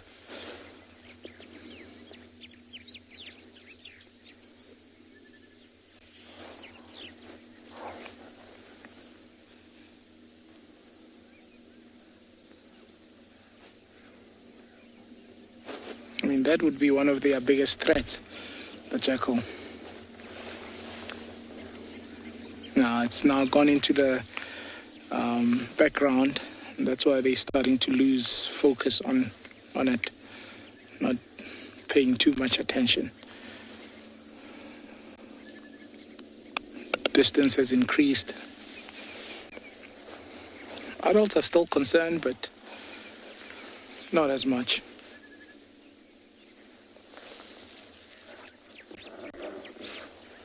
Krishna, how many meerkats are in this group? You're looking at 9 adults and 3 pups. So the demographics would be an alpha male, alpha female. All the other sub-adults and adults would be there to help raise the young. So only the alpha female would be allowed to breed. If any other subordinate breeds, then 2 things can either happen. Either the alpha female will give that beta female permission to stay with the troop or the colony. Otherwise, what happens is they would banish that female, meaning they would push her out and kick her out because she would have bred out of the regulation, if I can call it that.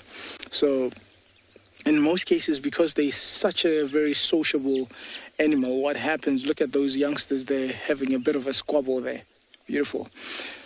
But what would happen is, because they're such sociable animals, the beta female, in most cases after giving birth, would abandon those litter or that litter and try rejoin the original colony and be accepted back.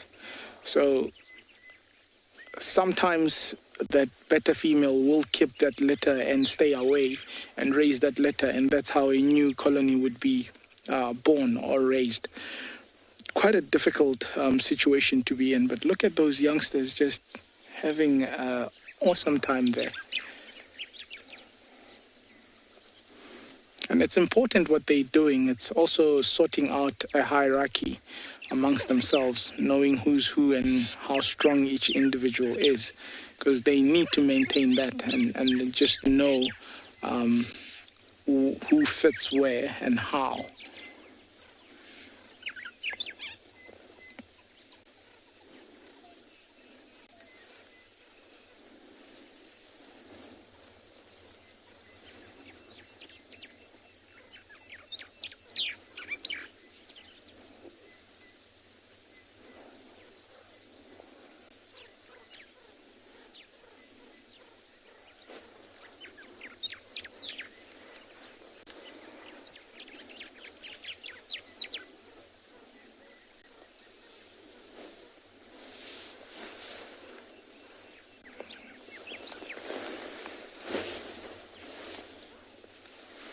Beautiful.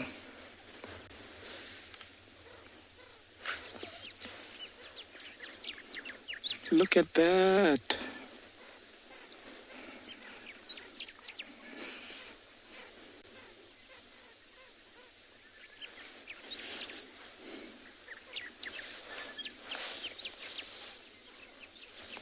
Nice. BK, if you go right, you can... No, it's stopped now. With this, one of these adults here, it's starting to forage, and look at how frantic they actually start digging. Look at how quickly they move those hands. Amazing.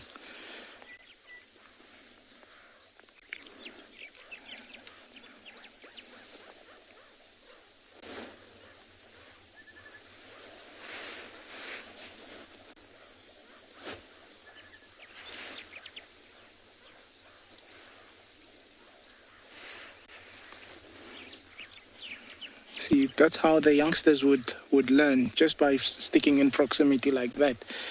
Very, very beautiful. We're going to be sending you over to Ngala and enjoy it.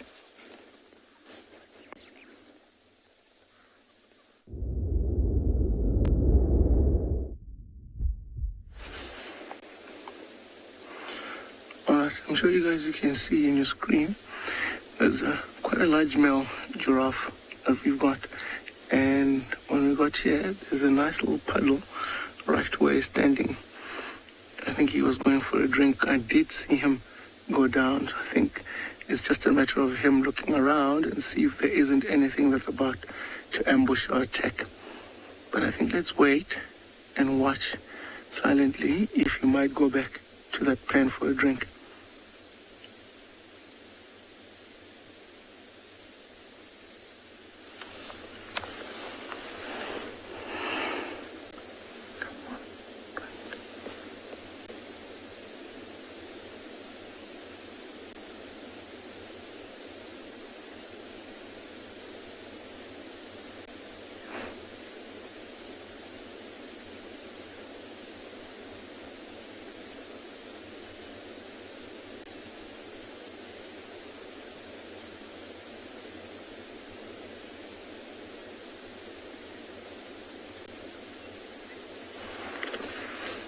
You can see he keeps looking down at the water, which means he still wants to have a drink. And I think it's just a matter of scanning the area thoroughly just to make sure there aren't any predators around. Because when he goes down, he has to take or do a little stance, drop his neck down, spread his front legs wide open, and then bend his knees just to be able to get that long neck all the way down there. So doing that is so vulnerable to anything that could be there. And I think it's just looking around just to make sure that there aren't any predators.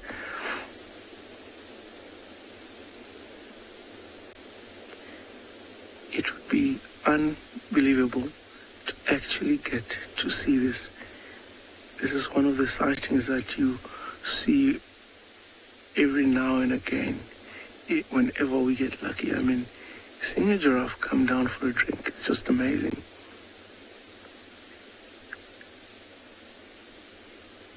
You can see it's quite wet where he went down.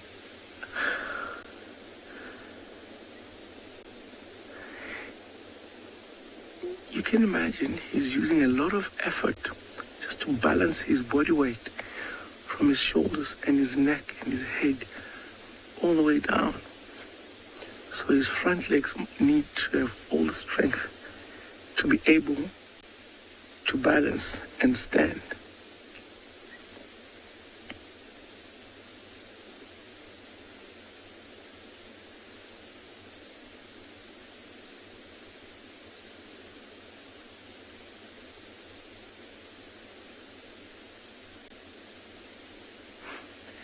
I think it's also a little bit tricky for him to get the water, because where he stands, I saw his left front leg sink into the mud there with all his weight.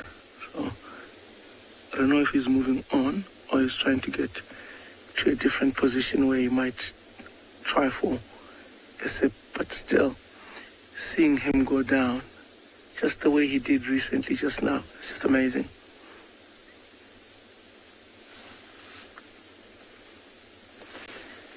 I think he's moving on. Might try elsewhere. All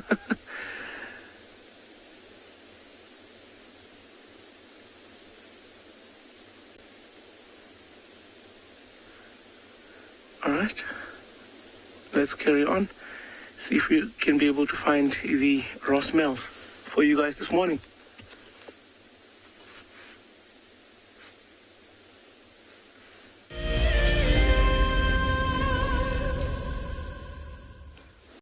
Do you dream of an African holiday in unparalleled luxury? Where your days are spent in the company of wildlife and cooling off in your very own plunge pool? Well, this month's prize may be the one for you. expertly camouflaged into the unspoiled environment of the world-famed Sabi Sand Game Reserve, it's hard not to fall in love with Simbambili. Sign up to be a Wild Earth explorer before the end of May, and you and a friend could be jetting off to this ultimate escape from reality. A luxurious safari and spa getaway wrapped up in one impressive package.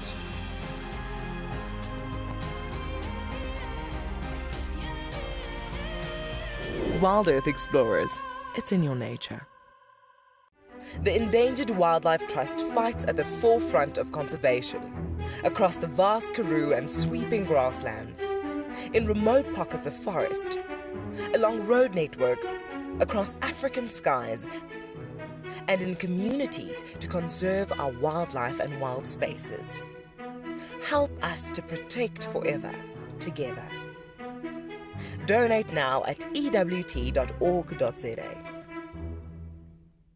It's a huge privilege to be in these incredible places with these amazing animals.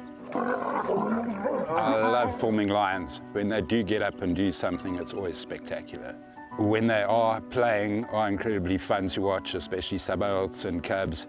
I love being in the bush and working in these incredible places with these amazing animals. We want to bring it to you so that you can almost feel like you're right there and be able to experience it and enjoy it the way we are. The croc is still holding another one there. It's holding from the hindquarters. I would really want the wildebeest cross. Is it trying? The croc is holding the tail. It's holding tight. Oh no. Goodness me. Lucky, lucky wildebeest. You have another day to live. Expect the unexpected here on Wild Earth daily.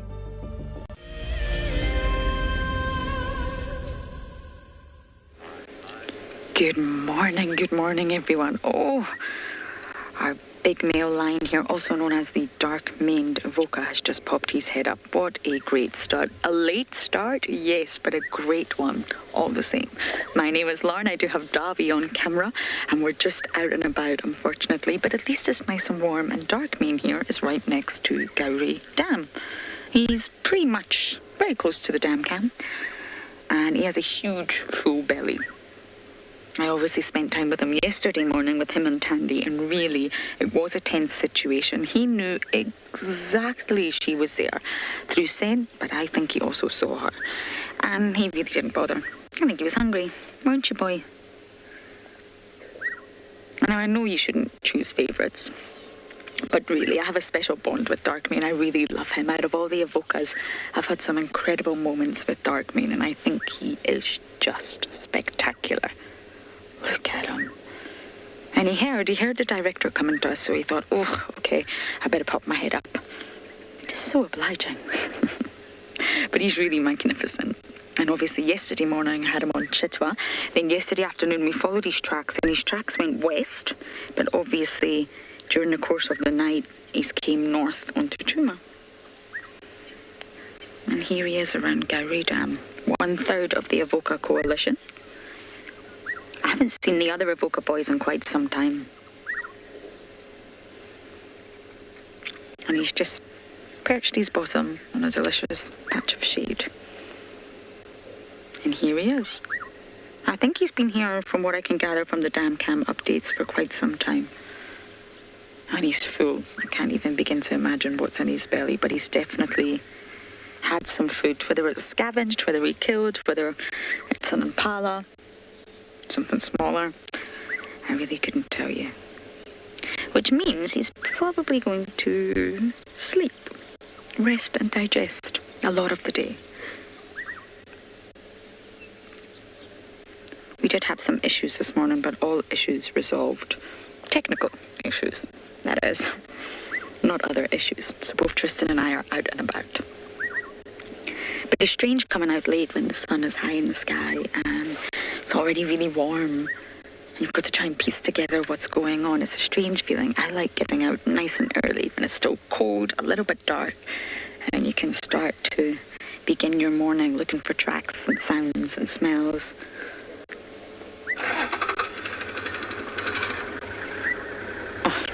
You're just far too handsome.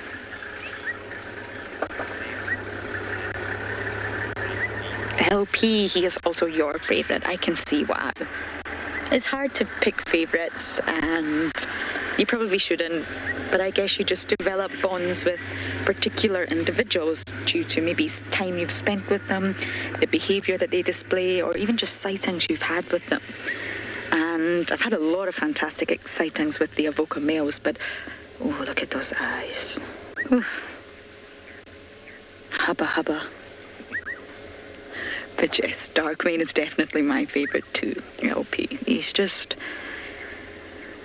There's something a little bit gentle with Darkmane. I know he is the Avoca male responsible for the attack on Corky, and we have seen some sightings with him where he's been an absolute trooper of a male lion, but I just find there's something quite gentle about Darkmane. And he spends a lot of time with the Talamatis, most of his time with the Talamatis, or on his own. He's still very much part of the Avoca coalition, the three of them. They all go by nicknames, Darkmane, Blondie, and Mohawk. Not very original. And if they were to reunite, it would be tender. They still have the same goal, to maintain the territory. They'll still call, they'll still scent mark, they're still a coalition, but they don't really spend time as a trio as much anymore. And Darkmane is mostly on his own. So we're going to sit here and enjoy the morning with our handsome boy, and we're going to send you guys over to Pridelands.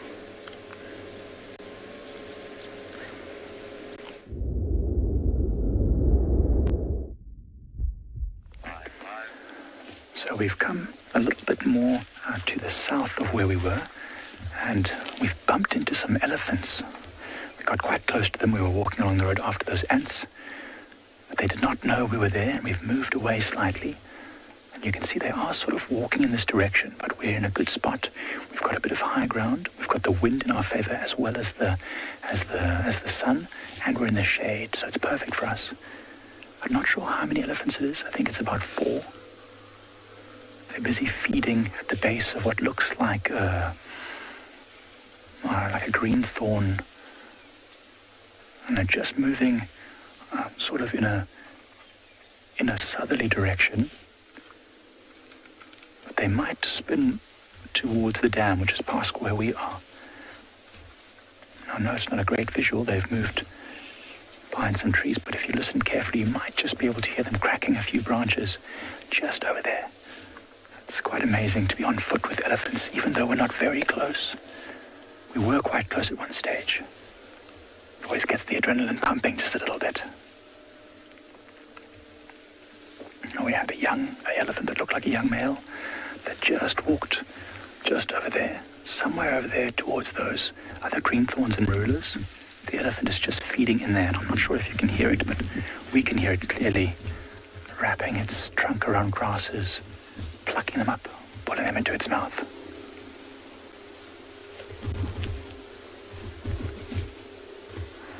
It's always important when you're walking, especially in areas where there's lots of elephants, like here at Pridelands, to always keep an eye out to places where you can find safety fairly quickly.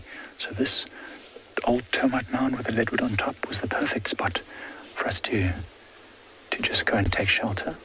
And what's great today is there's a very consistent wind, although it's changing now slightly as the sun's going up. So there's a chance that these elephants might smell us and come to investigate. But while we're just going to wait here a little bit and see what these elephants do, and we'll keep you updated if anything changes, if we get a bit of you. But whilst we wait, we'll send you over to Pinda and the beautiful sand forest.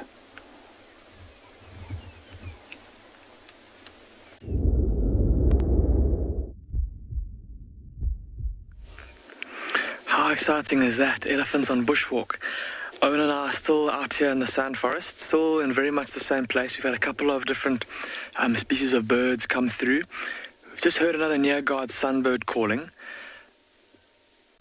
And it sounds like there's also a couple of yellow-bellied green bulls in the area. Some square-tailed drongos. I'm sure if we're patient, eventually we'll get rewarded with some birds landing where we can actually try and see them. Of course, the trouble with the forest is that the trees are so dense it can be very tough to actually see the bird that you hear calling, which is why bird calls are so important in terms of identifying birds here in the forest. But have a look, I'm standing in a little grove of low-growing shrubs, and I'm going to bring one over to you now, one of the leaves.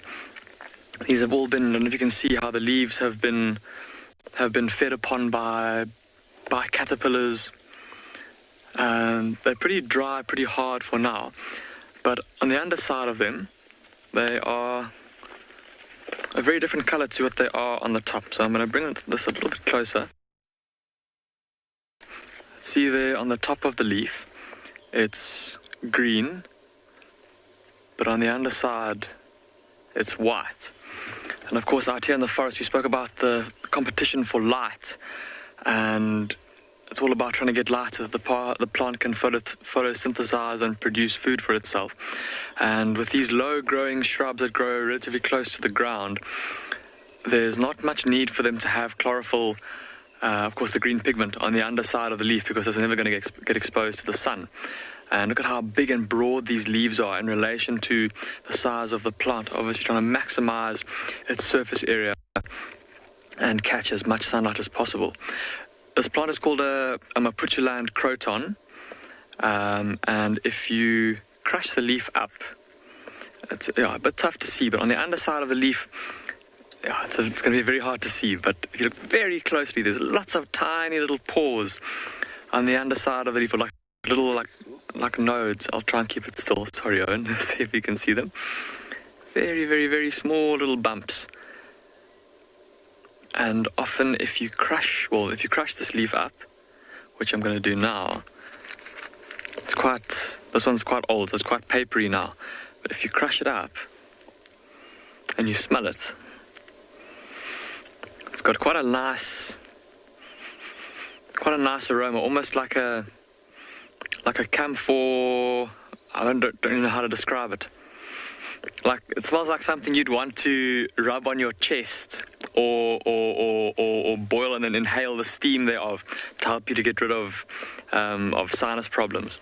And apparently it medicinally can be used to help relieve aches by doing just that. You boil it, and once the steam gets going, it's supposed to help relieve aches. I've also heard stories, I don't know how believable these are, but heard stories that apparently the crushed up leaves can be dried and then used as a substitute for tobacco as well. I don't know, I personally don't smoke, so I don't know how that would work out. But just having a look around, like we said, we've been hoping that there'll be some more birds that will come through and that we can actually try and get for you on camera. But there's also a couple of little animals, very interesting little creatures that move around in this forest that we don't really get to see elsewhere on the reserve. And I'm just going to get my animal book out so that I can show you a couple of those. Definitely one of the most special is a very small little antelope that's called a suni.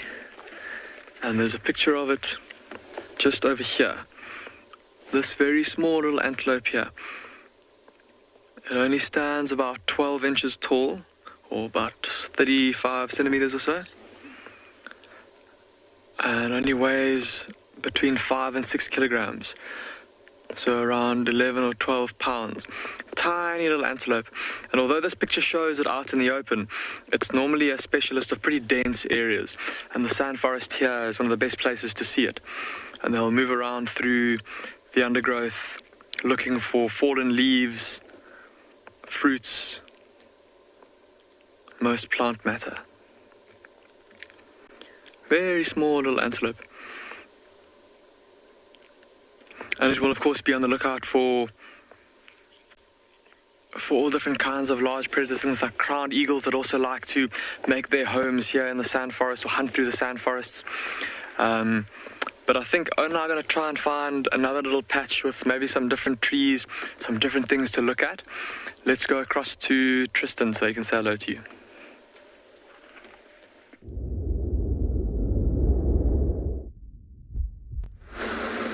Well, I'm hoping there'll be some of the little sand forest treats will come out. There's some absolutely epic things inside there. It is a very, very, very special part of the world. Anyway, my name's Tristan. On camera I've got Impo, and at the moment we're just slowly kind of moving around the area where I left Cara last night. I'm just trying to pick up any tracks for her.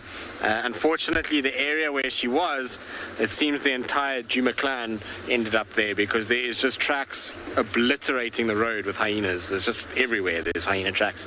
So her track could easily have been underneath all of that. So I'm just trying to see if I can find where she went from there. So far, no real signs, but we'll just scratch around and see what there is. You see, here's a track for a female leopard in the road here. You can see it's different to the hyena tracks that are going away from me. In the center of the road on the left-hand side, you can quite clearly see the three lobes even from here. So female leopard going this way. But interestingly enough, I didn't see any tracks kind of around Djuma side, and this is coming from a different direction. So unless she maybe came for water and then turned, I just want to quickly check how fresh they are.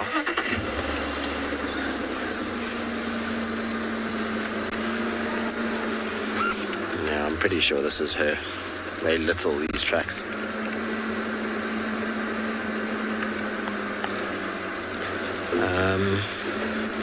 I didn't see where they went though. I didn't see them crossing south. Alright, I'm going to just check these tracks now quickly. In the meantime, though, let's send you across Tingala. He's had some luck with some of the big cats.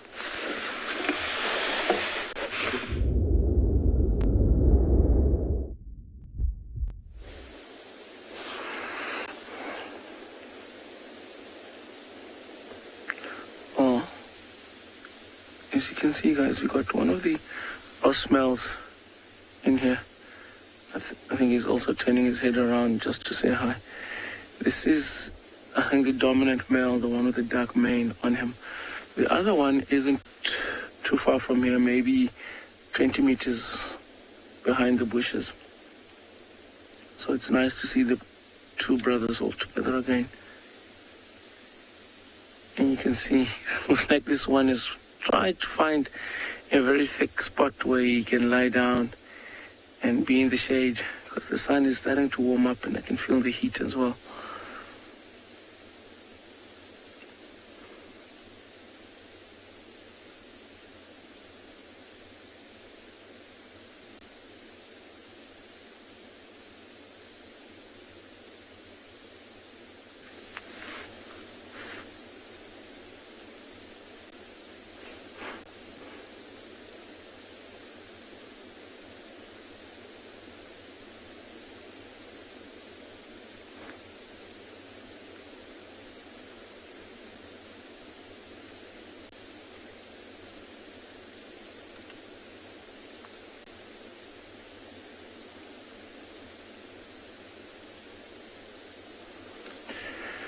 It's amazing how long these two males have been the dominant males over the Birmingham Pride or the Birmingham Breakaway as well. I think they moved in 2016, if you count. I think that's about 2017 December, sorry. So this is their fourth year that they're here. And they've already managed to successfully raise 8 out of the 14 cubs that have survived, and now there's another 7 that they're still looking after. Anything could happen at any day. New males could come in, challenge, take over the territory. It could be the end of those cubs, but for them to have defended it so well for the past 3.5 to 4 years, I think that shows a lot of strength in their own little gene pool that they come from. And hopefully they have left that pool behind here.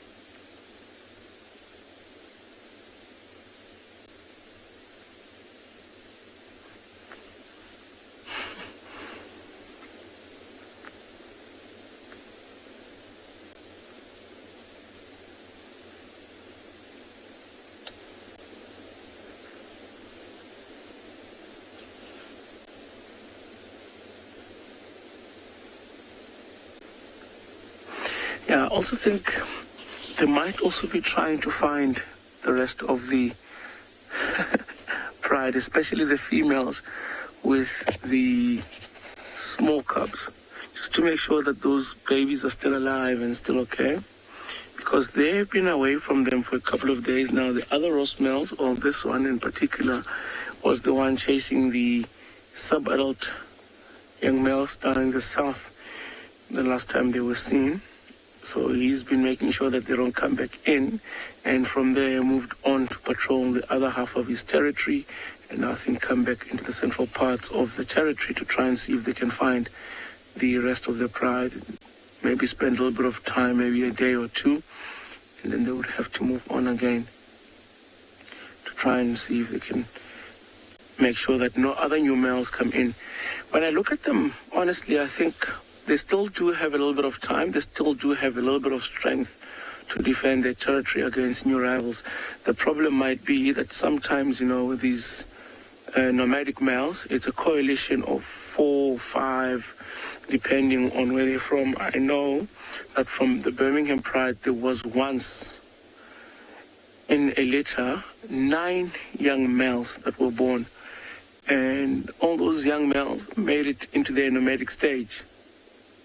And believe it or not, they made it into their adulthood. But even they had to split up. So you can imagine, depending on the litter, the size of the coalition, they could still be in their prime, but 4 big males come in. And because it's going to be 4 against 2, the odds are going to be in favor of the 4, or maybe 5 males come in. And it's going to be that 5 against the 2. So that's going to be difficult.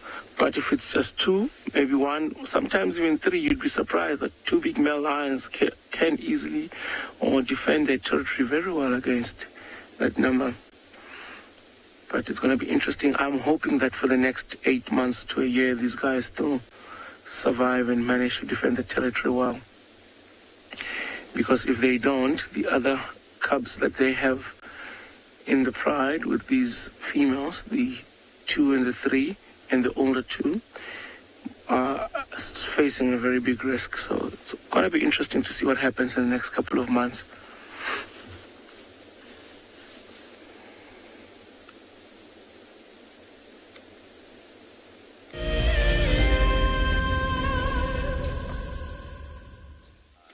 When on safari, there's nothing better than an evening spent under the stars chatting around a fire, with the sounds of the wild all around you. If you sign up to be a Wild Earth Explorer, you can build your own memories by joining our guides for regular fireside chats. Subscription payments can be made by PayPal, credit card, and now bank transfer.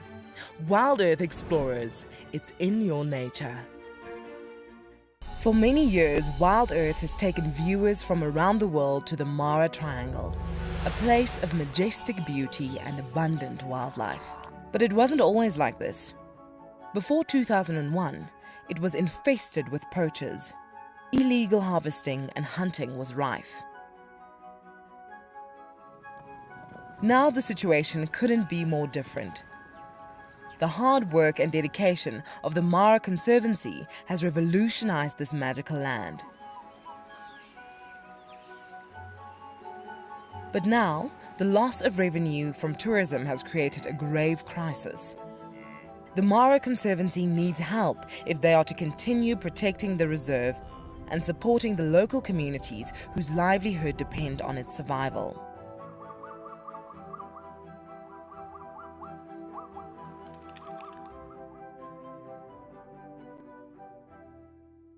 My name is Steve, and one of my favorite things at Wild Earth is getting questions from you. The type of questions that I really like are those ones that really help us to unpack and understand and really integrate the ecological knowledge and fully appreciate the importance that animals such as these Cape buffalo bring to the ecosystem.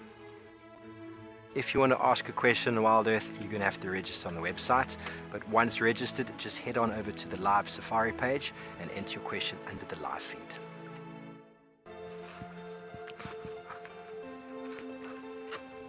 Hello, Mama. Just checking us out, everybody. no aggression here. Very relaxed. A herd of elephants moving around your car like that is truly, truly magical. Tune into Wild Earth every single day. It's in your nature.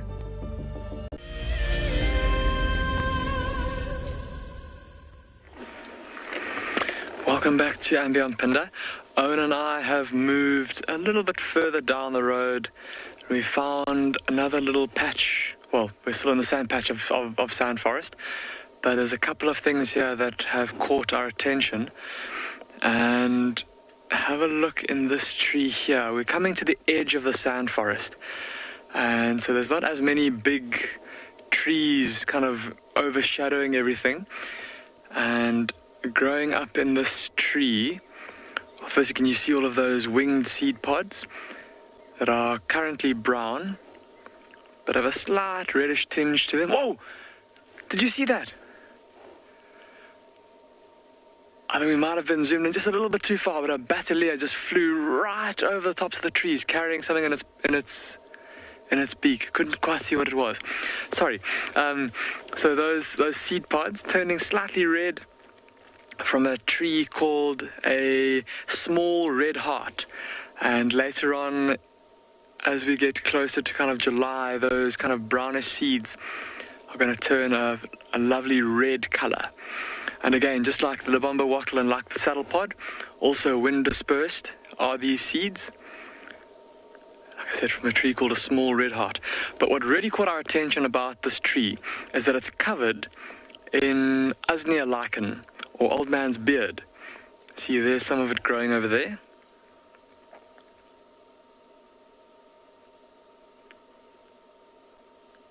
And it's growing in profusion all over the tops of the trees here at the edge of the sand forest. And we've been speaking quite a bit about that very special sunbird that we get here. You can hear one calling off in the distance, and it might just be too far for us to be able to hear with the camera's microphone. But a lot of the birds here in the forest, obviously wanting to build their nests to be as camouflaged as possible, will use this Usnea to build their nests from. So birds like the near-god sunbird, they'll make a little pocket, like a little purse almost, out of this lichen. There we go, look at it blowing gently in the breeze. There's another very special bird that we get here. It's not special to the sand forest. You'll find it in other foresty areas as well. But on Ambient Pinda, the best place to see it is here in the sand forest. And I often hear it calling. It's got a very distinctive call. I'm going to show a picture of it in the bird book. It's called an African Broadball. And there is a picture over there. Not the most stunning bird in terms of coloration. See, there's the male with kind of a dull brownish color, a couple of little black streaks, a black cap, and then a little white patch on his back. But what makes this bird so special is it makes the most wonderful sound. So I'm going to show you, if you come just across to this side, there's a little diagram here. So there is the bird perched on a little branch. And what he'll do is he'll fly just as this diagram is depicting. So he'll fly away from the branch and fly in a very, very, very tight little circle. And as he flies, his flight feathers vibrate. And it makes a sound that sounds, at least to my mind, almost like an elephant trumpeting in the distance. It goes...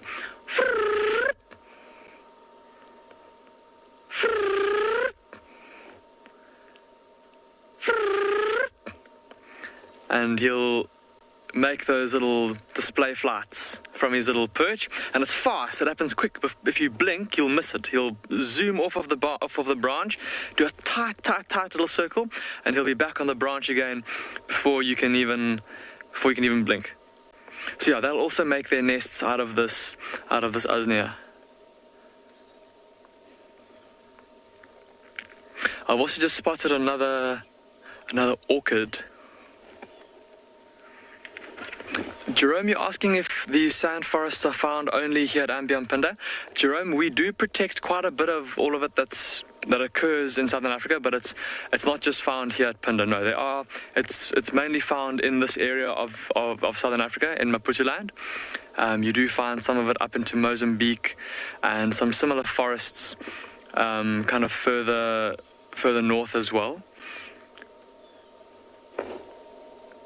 But we do protect quite a large portion of it here. But there we go, there's another little orchid. And see how this one's a little bit different. It's got leaves that are a bit kind of, they don't have that same little lobe at the front as the Caucus orchid we saw earlier. These are more, the tips are pointy, and there's those little protrusions coming out of the top with little bulbs that later on this year will become flowers. This is an orchid, if I'm not mistaken, that's called Polystachya concreta. Also, alas, not flowering now. I think we'll have to come back at a time when most of the orchids are flowering, just to show you the absolute beauty of those orchids when they are in flower. I think Owen and I are going to keep on heading down the pathway there, see what else we can find in the sand forest.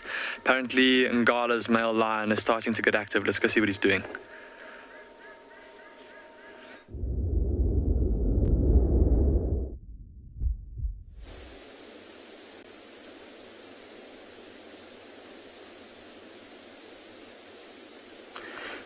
Look on his upper lip.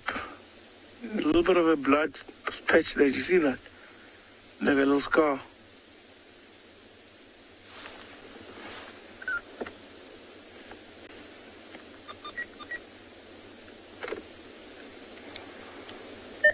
Yeah, stations we have.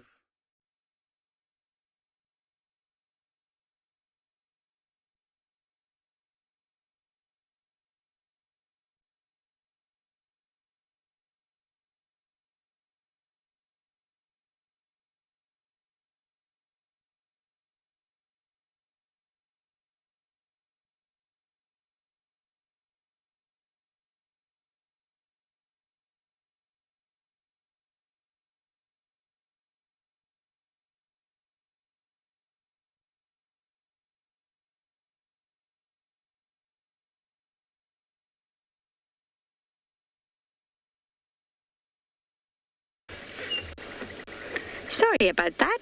I'm sure Ngala will be back with us very shortly. And talking of Ngala, we have one in front of us, a very sleepy one. He has moved. We are now in a different patch of shade. Not all patches of shade are equal, believe it or not. No, there are some patches that are far better than others. And look at that full belly, really. I mean, something was devoured, clearly, in there. We've had a male waterbuck walk past, and we've also had a herd of impala walk past. Neither seem to notice each other.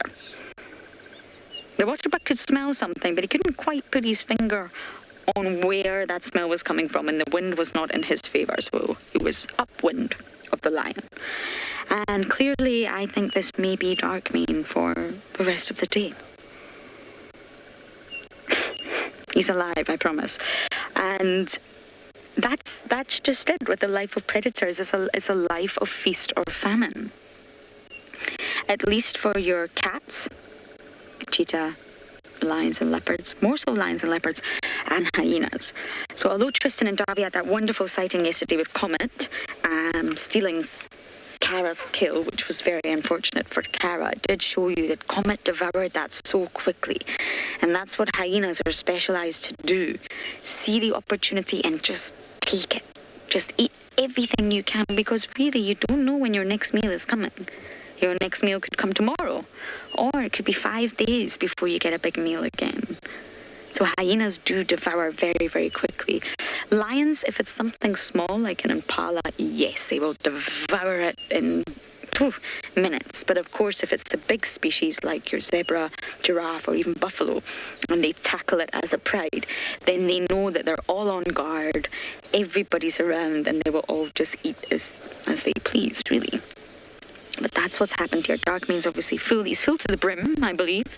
And lions' stomachs do allow for stretch. They do allow, I think it's at 20% of their own body weight to eat. And that's because it's a life of feast or famine, especially in winter. The sun is shining and it's glorious, but it's still winter in terms of the landscape, the vegetation, water, prey. Things get tougher in winter. So he is full. I'm sure he's snoring, dreaming about buffalo. Lots of buffalo running around everywhere.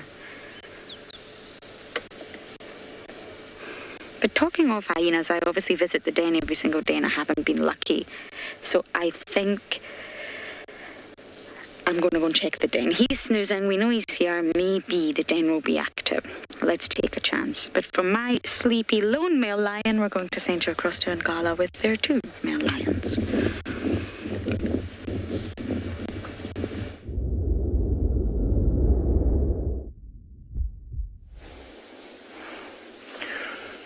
It looks like the other male was getting up just to walk, see if he can find his other brother.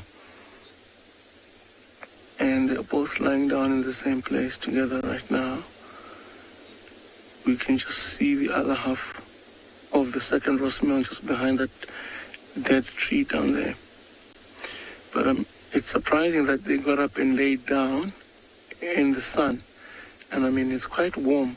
So I wouldn't be surprised if they got up again just to move, maybe reposition and find shade.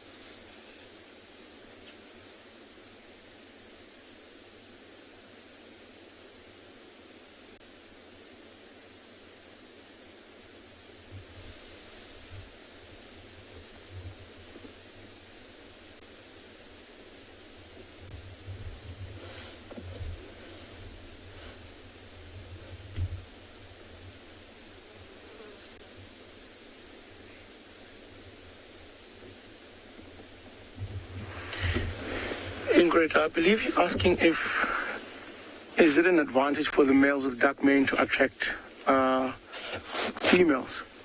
Yes. Yes, it is. And I think that's exactly what it is. Makes the males look different and it looks more attractive. So that would be one of the reasons. And it's also a such type of mane that gets passed down, like it's a certain type of gene pool, because you'd see different males in the different places. They would have manes coming down their chest and behind their elbows, and some males even have dark mane all the way down towards their belly, which is quite impressive, and the females also like that. I think it's quite attractive. But when both males are dominant in a pride, both males will get to mate with the females. So even though the other guy does not have the dark mane, this guy with the dark mane hair is the dominant brother and he gets to mate first, but the other one also get a chance to mate with the females.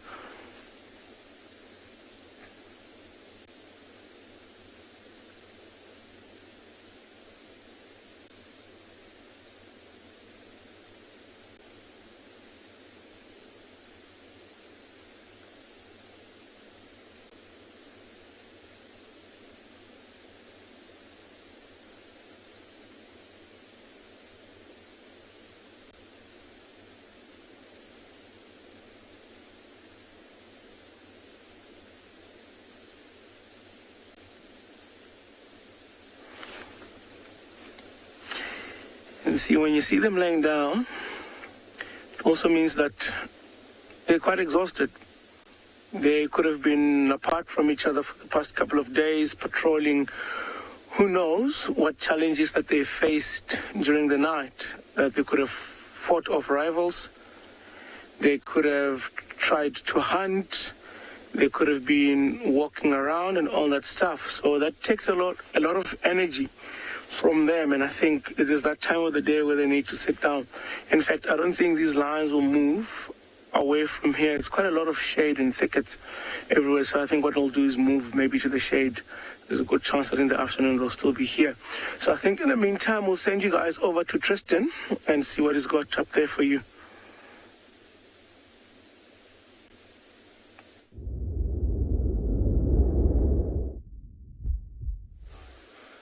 Well, we are currently looking at a little hole in a marula tree, and unfortunately what was there has retreated back into its little hole. It's a tiny baby rock monitor lizard. I don't know if you guys will be able to see it in the darkness of that little hole in the marula, but they live in these little places. This is their kind of favorite areas to inhabit, and this is a very little one. It's a new little baby. You might just be able to see its eye. I can see its eye with binoculars, kind of peering out at us. Tiny little one. It's all I saw as we drove under was this tiny little snout sticking out of this hole. And like I say, it's a brand new baby. It's only probably just hatched recently, and this is the perfect place for it to stay nice and safe. A hole of that size is not going to allow very much in it, particularly the things that eat these guys. The only thing it would need to be quite careful of would maybe be big black mambas or big snouted cobras, but they would probably struggle to fit into that hole. For those of you that are wondering how big that little entrance is, it's obviously difficult with scale, but I would say that in terms of the widest point of that hole is no more than 6-7 centimeters, maybe even less, maybe closer to 5 centimeters across. So it's very small. I don't know, Jared, can you guys see it in FC? I obviously don't have a monitor on my car, so I can't actually see what you guys are seeing. So I'm hoping that maybe you can pick up its eye. With the binoculars, it's pretty clear. Maybe if we might just overexpose it a little bit, just so you can see in the darkness. Maybe you can see the eye, because with the binoculars, it's pretty clear for me. Don't know if we make the picture lighter and Paul, maybe we can pick up what's in there. Jared is telling me you can see a little white in the darkness. So that would be either its little mouth or the glint of its eye. And there we go. There we go. A little eyeball with white and a black eye. So you can see how well they camouflage inside these kind of holes and why they use holes like this in a tree. It's purely from a safety point of view. I mean, most animals would walk past here would have no clue that there's a little, and even us, if you told 20 people to drive past here, I don't think one of them would spot this little thing in there. Like I say, I only saw it because its little snout was sticking out the hole when I was coming under the tree, and it kind of retreated back for safety. That's super cool. Let's just keep coming past here and monitoring it. I'm pretty sure we'll get it nicely out in the open. These little ones like this are pretty stationary. They don't move too much. They'll utilize these holes fairly regularly. Cute, man. It's tiny, this little thing.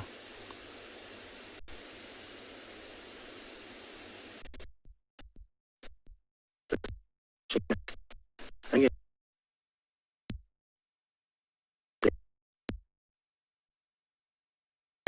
Anywhere near it is almost zero. Just want to try one thing before we carry on.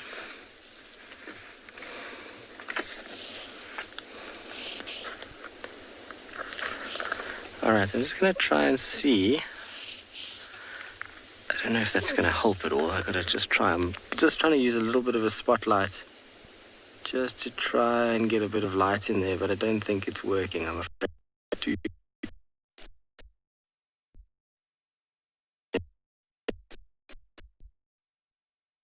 actually make a difference.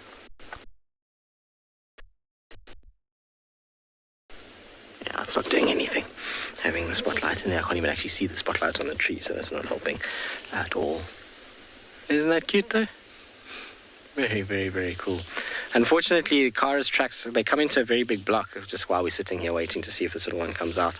And that means that it's going to be tricky to find her when she's in these big blocks like this. So we'll just kind of, I think, probably come back this afternoon and see if she's moved. Jerome, will they lay their eggs inside places like this? Or do they move into places like this? You probably find that they wouldn't have laid eggs in here. This is way, way, way, way too small a hole for an adult monitor to get into. You know, a female would really not be able to fit inside there. So she probably laid eggs nearby, in a slightly bigger cavity, or on the ground. Generally, the rock monitors, though, they like to find a big cavity in a tree, and they kind of lay in there, and then the eggs hatch. And this little one would have then just found its way to this point, where it's now found a little hole. And I reckon, actually, if you probably scratched around at most of these marulas around here, I wouldn't be surprised if we found other little monitor lizards in their holes respectively. While they're still young, they don't travel as far. They typically kind of keep it fairly local. Shame it's getting sleepy now, the eye is starting to close. That's very cute. Sorry, little guy, we didn't mean to disturb your morning sunbathing. Remember, being cold-blooded, they need the sun, and it was a cold night. So the sun coming out would have been very welcome for this little lizard, to be able to come out and see, or to warm up, to be able to be a little bit more active. All right, well, we'll leave it here. It obviously doesn't want to come out while we're sitting here, and so in the meantime, let's send you across to OB, who's bumbling about.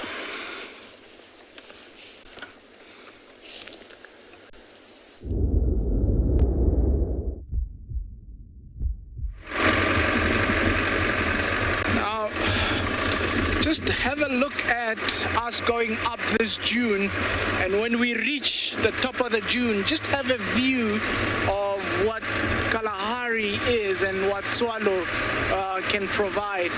I'm going to be going up this dune, and as we crest the dune, just have that sight.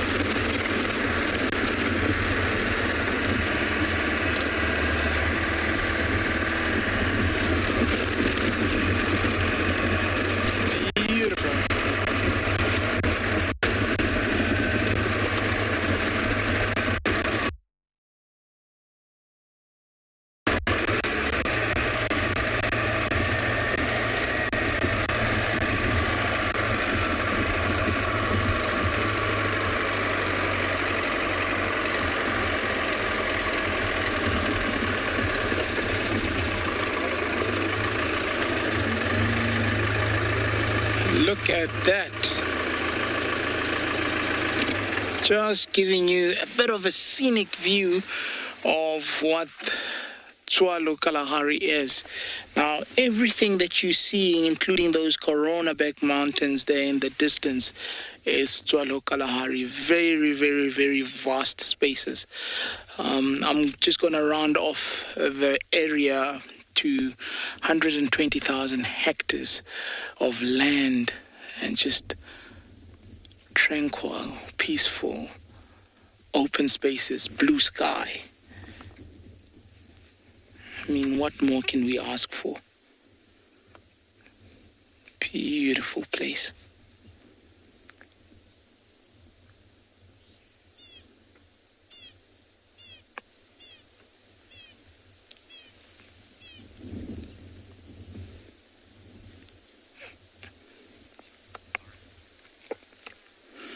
Look at that.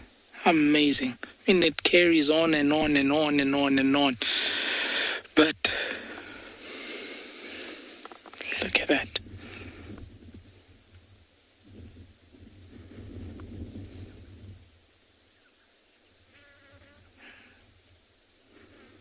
Landscape is just something here.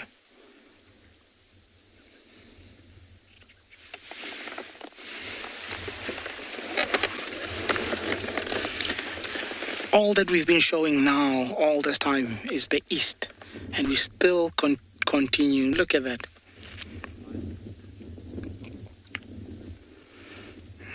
Wow. Beautiful.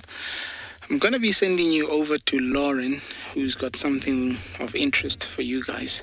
Enjoy.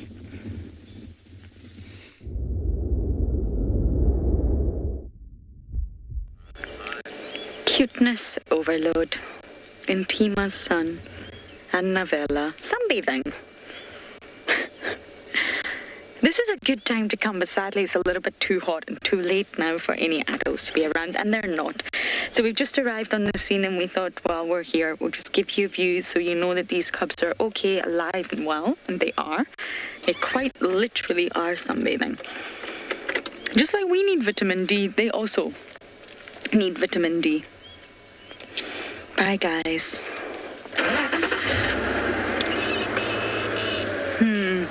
But yes, they won't be out on the mid sort of really hot window, that window between 11 and 3 when you're not really supposed to be in the sun. But they will come out in the morning, get some fresh air and naturally enjoy the sun for just a little bit. But I came here because, of course, Kara's kill got stolen by Drew McLenners last night. So I wondered maybe they brought something back to the Dane. But as brief as it was, we will not stay.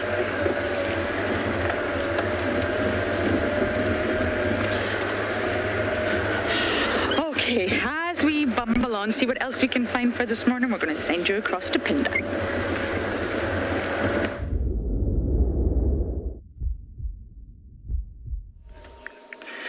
You're back with us here at Ambion Pinda.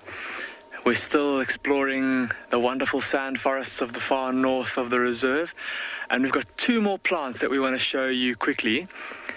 This is the first. Have a look at these stringy, spaghetti-like, fleshy protrusions hanging from the top of this Lobombo wattle. Almost like dreadlocks, or like I said earlier, like a bunch of spaghetti, but green. Like I was saying, quite thick and fleshy, almost succulent. And that will give you a clue as to what this is. It is a kind of cactus called a mistletoe cactus, and it's the only indigenous species of cactus here in South Africa, and it grows like the orchids do. It hangs from other trees, and in some parts of the sand forest it grows in such profusion that it literally looks like someone's dumped a massive bowl of spaghetti over the branches of the trees. And in the summer months they produce these lovely little white fruits that we've spoken quite frequently this morning about, the near-guard sunbird, that the near-guard sunbird will feed on. And it will pierce the fruit and drink out the sweet nectar or the sweet juice of the fruit. And the seed has the fruit has a sticky seed within that then gets stuck to the sunbird's bill. And so the sunbird flies off to the next tree, and as it wipes its bill to clean it, it attaches the seed to a branch, and that's how this mistletoe cactus spreads its seeds across the forest. There's one more very interesting tree that I want to show you. I'm going to just ask Owen to zoom out, and it's a bit tough to see because we're going to have to look through the canopy, but I think if we just zoom in through there's the bark, and if we pan along towards the ends of the branches where the leaves are kind of shimmering in the morning light, they've got these wonderful diamond-shaped leaves with wavy margins, and it's another tree that often makes up kind of the middle layer of the sand forest, especially found at the edges of the sand forest. There we go, see all those diamond-shaped leaves. It's called a Maputuland or deal tree.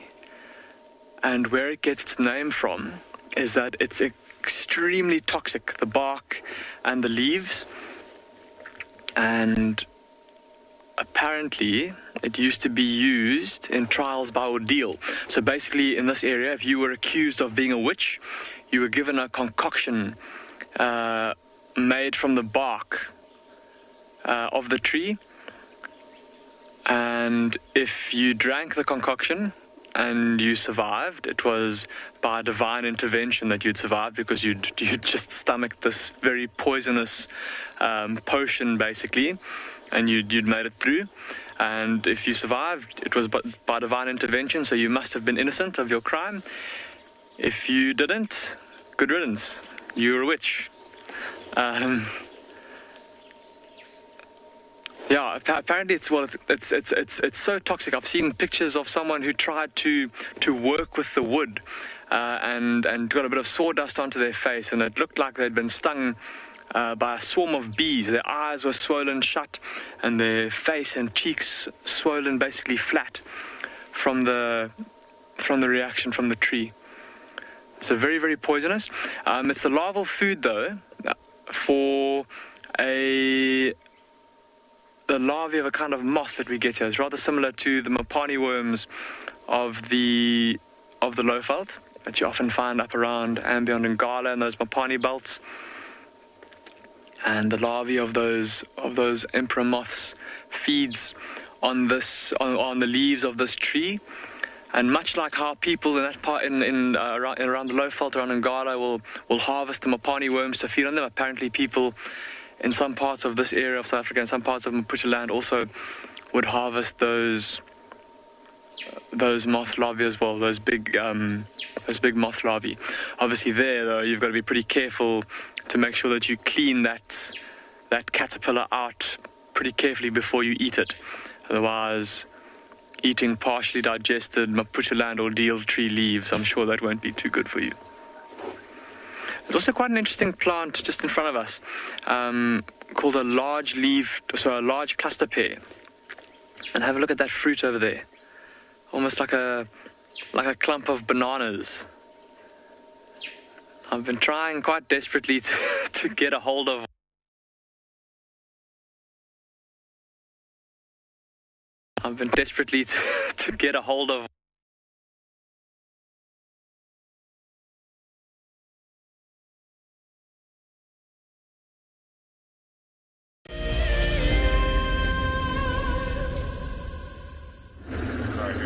Do you dream of an African holiday in unparalleled luxury?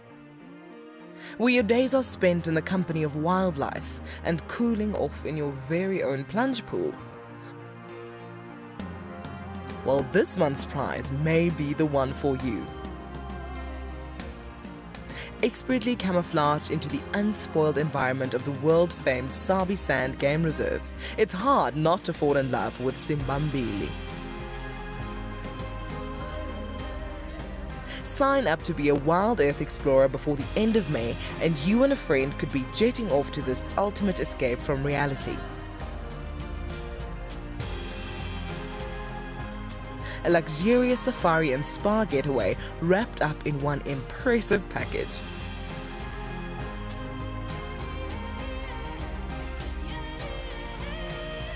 Wild Earth explorers, it's in your nature. The reason why we see that wildebeest by himself is because he's a male, or a bull, as we typically would call him. And what he does is that he marks and defends an area. Essentially, he is looking for the ultimate piece of land or prime property. Needs to have good grazing, needs to have a water source close by. And not too far away from here, there's a sickle bush thicket that would provide just enough shelter from the wind and the rain.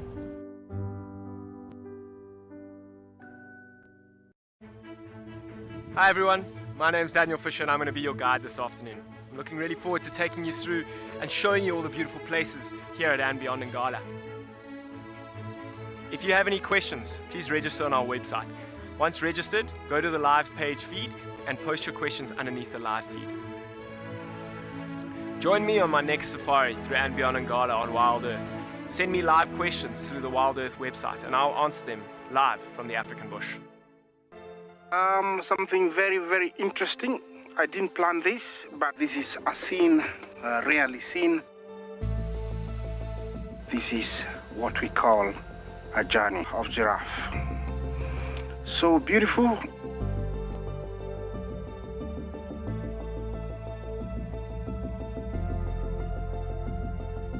Tune into Wild Earth every single day. It's in your nature.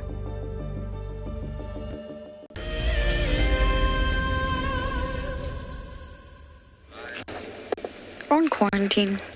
The most magnificent male waterbuck. Very relaxed. We're really not that far away from him, and he's not too far away from Darkmane. But Darkmane's very full. We shall check on him this afternoon, and I'm sure he'll still be very full. Hello, boy. And waterbuck, although they are huge, I mean, the males can generally weigh in at about 270 kilos.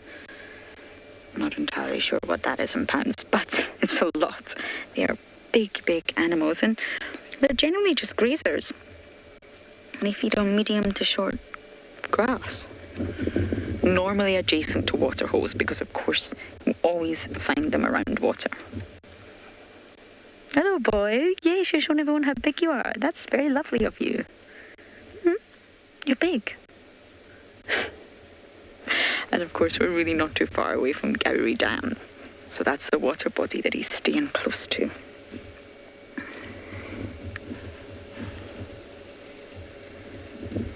Aren't they just magnificent?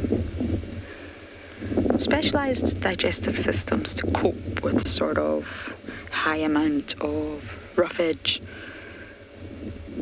So they can eat a wide range of grasses, but they do favor those really palatable protein-rich grasses. Of course, they get a lot of protein to sustain that body. And during the really dry conditions, a really, really harsh winter, they can browse.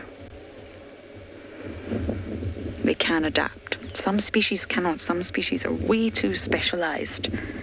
But waterbuck, they will adapt, which gives them that advantage, allowing them to survive in tough conditions, droughts, harsh winters, whatever those conditions may be. Being able to adapt is key. Those species that become too specialized are the ones that are most at risk. Things are always changing: climate change, human influence, general seasonal changes. Those that are too specialized will be the ones that struggle the most.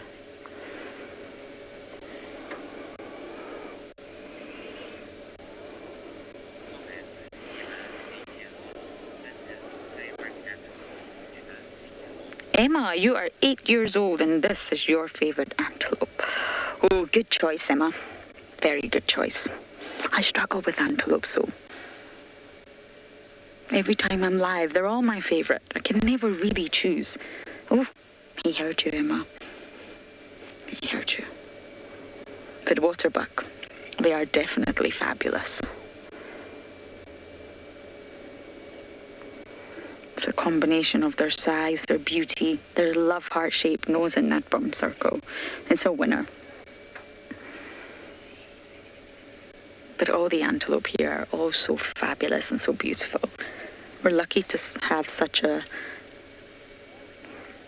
big diversity of species, really. All shapes and sizes.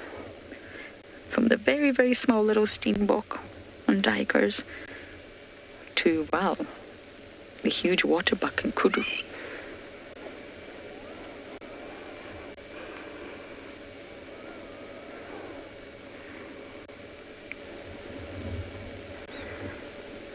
But there's actually two big bulls around. We saw them yesterday together, and there's one here on quarantine, and there's another one down by the dam.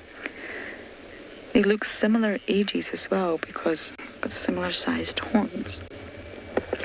But of course, it's that time of day. The Juma team was not out for very long today, but we're very glad we got out and about to be with you all. But that is time for the end of the sunrise safari.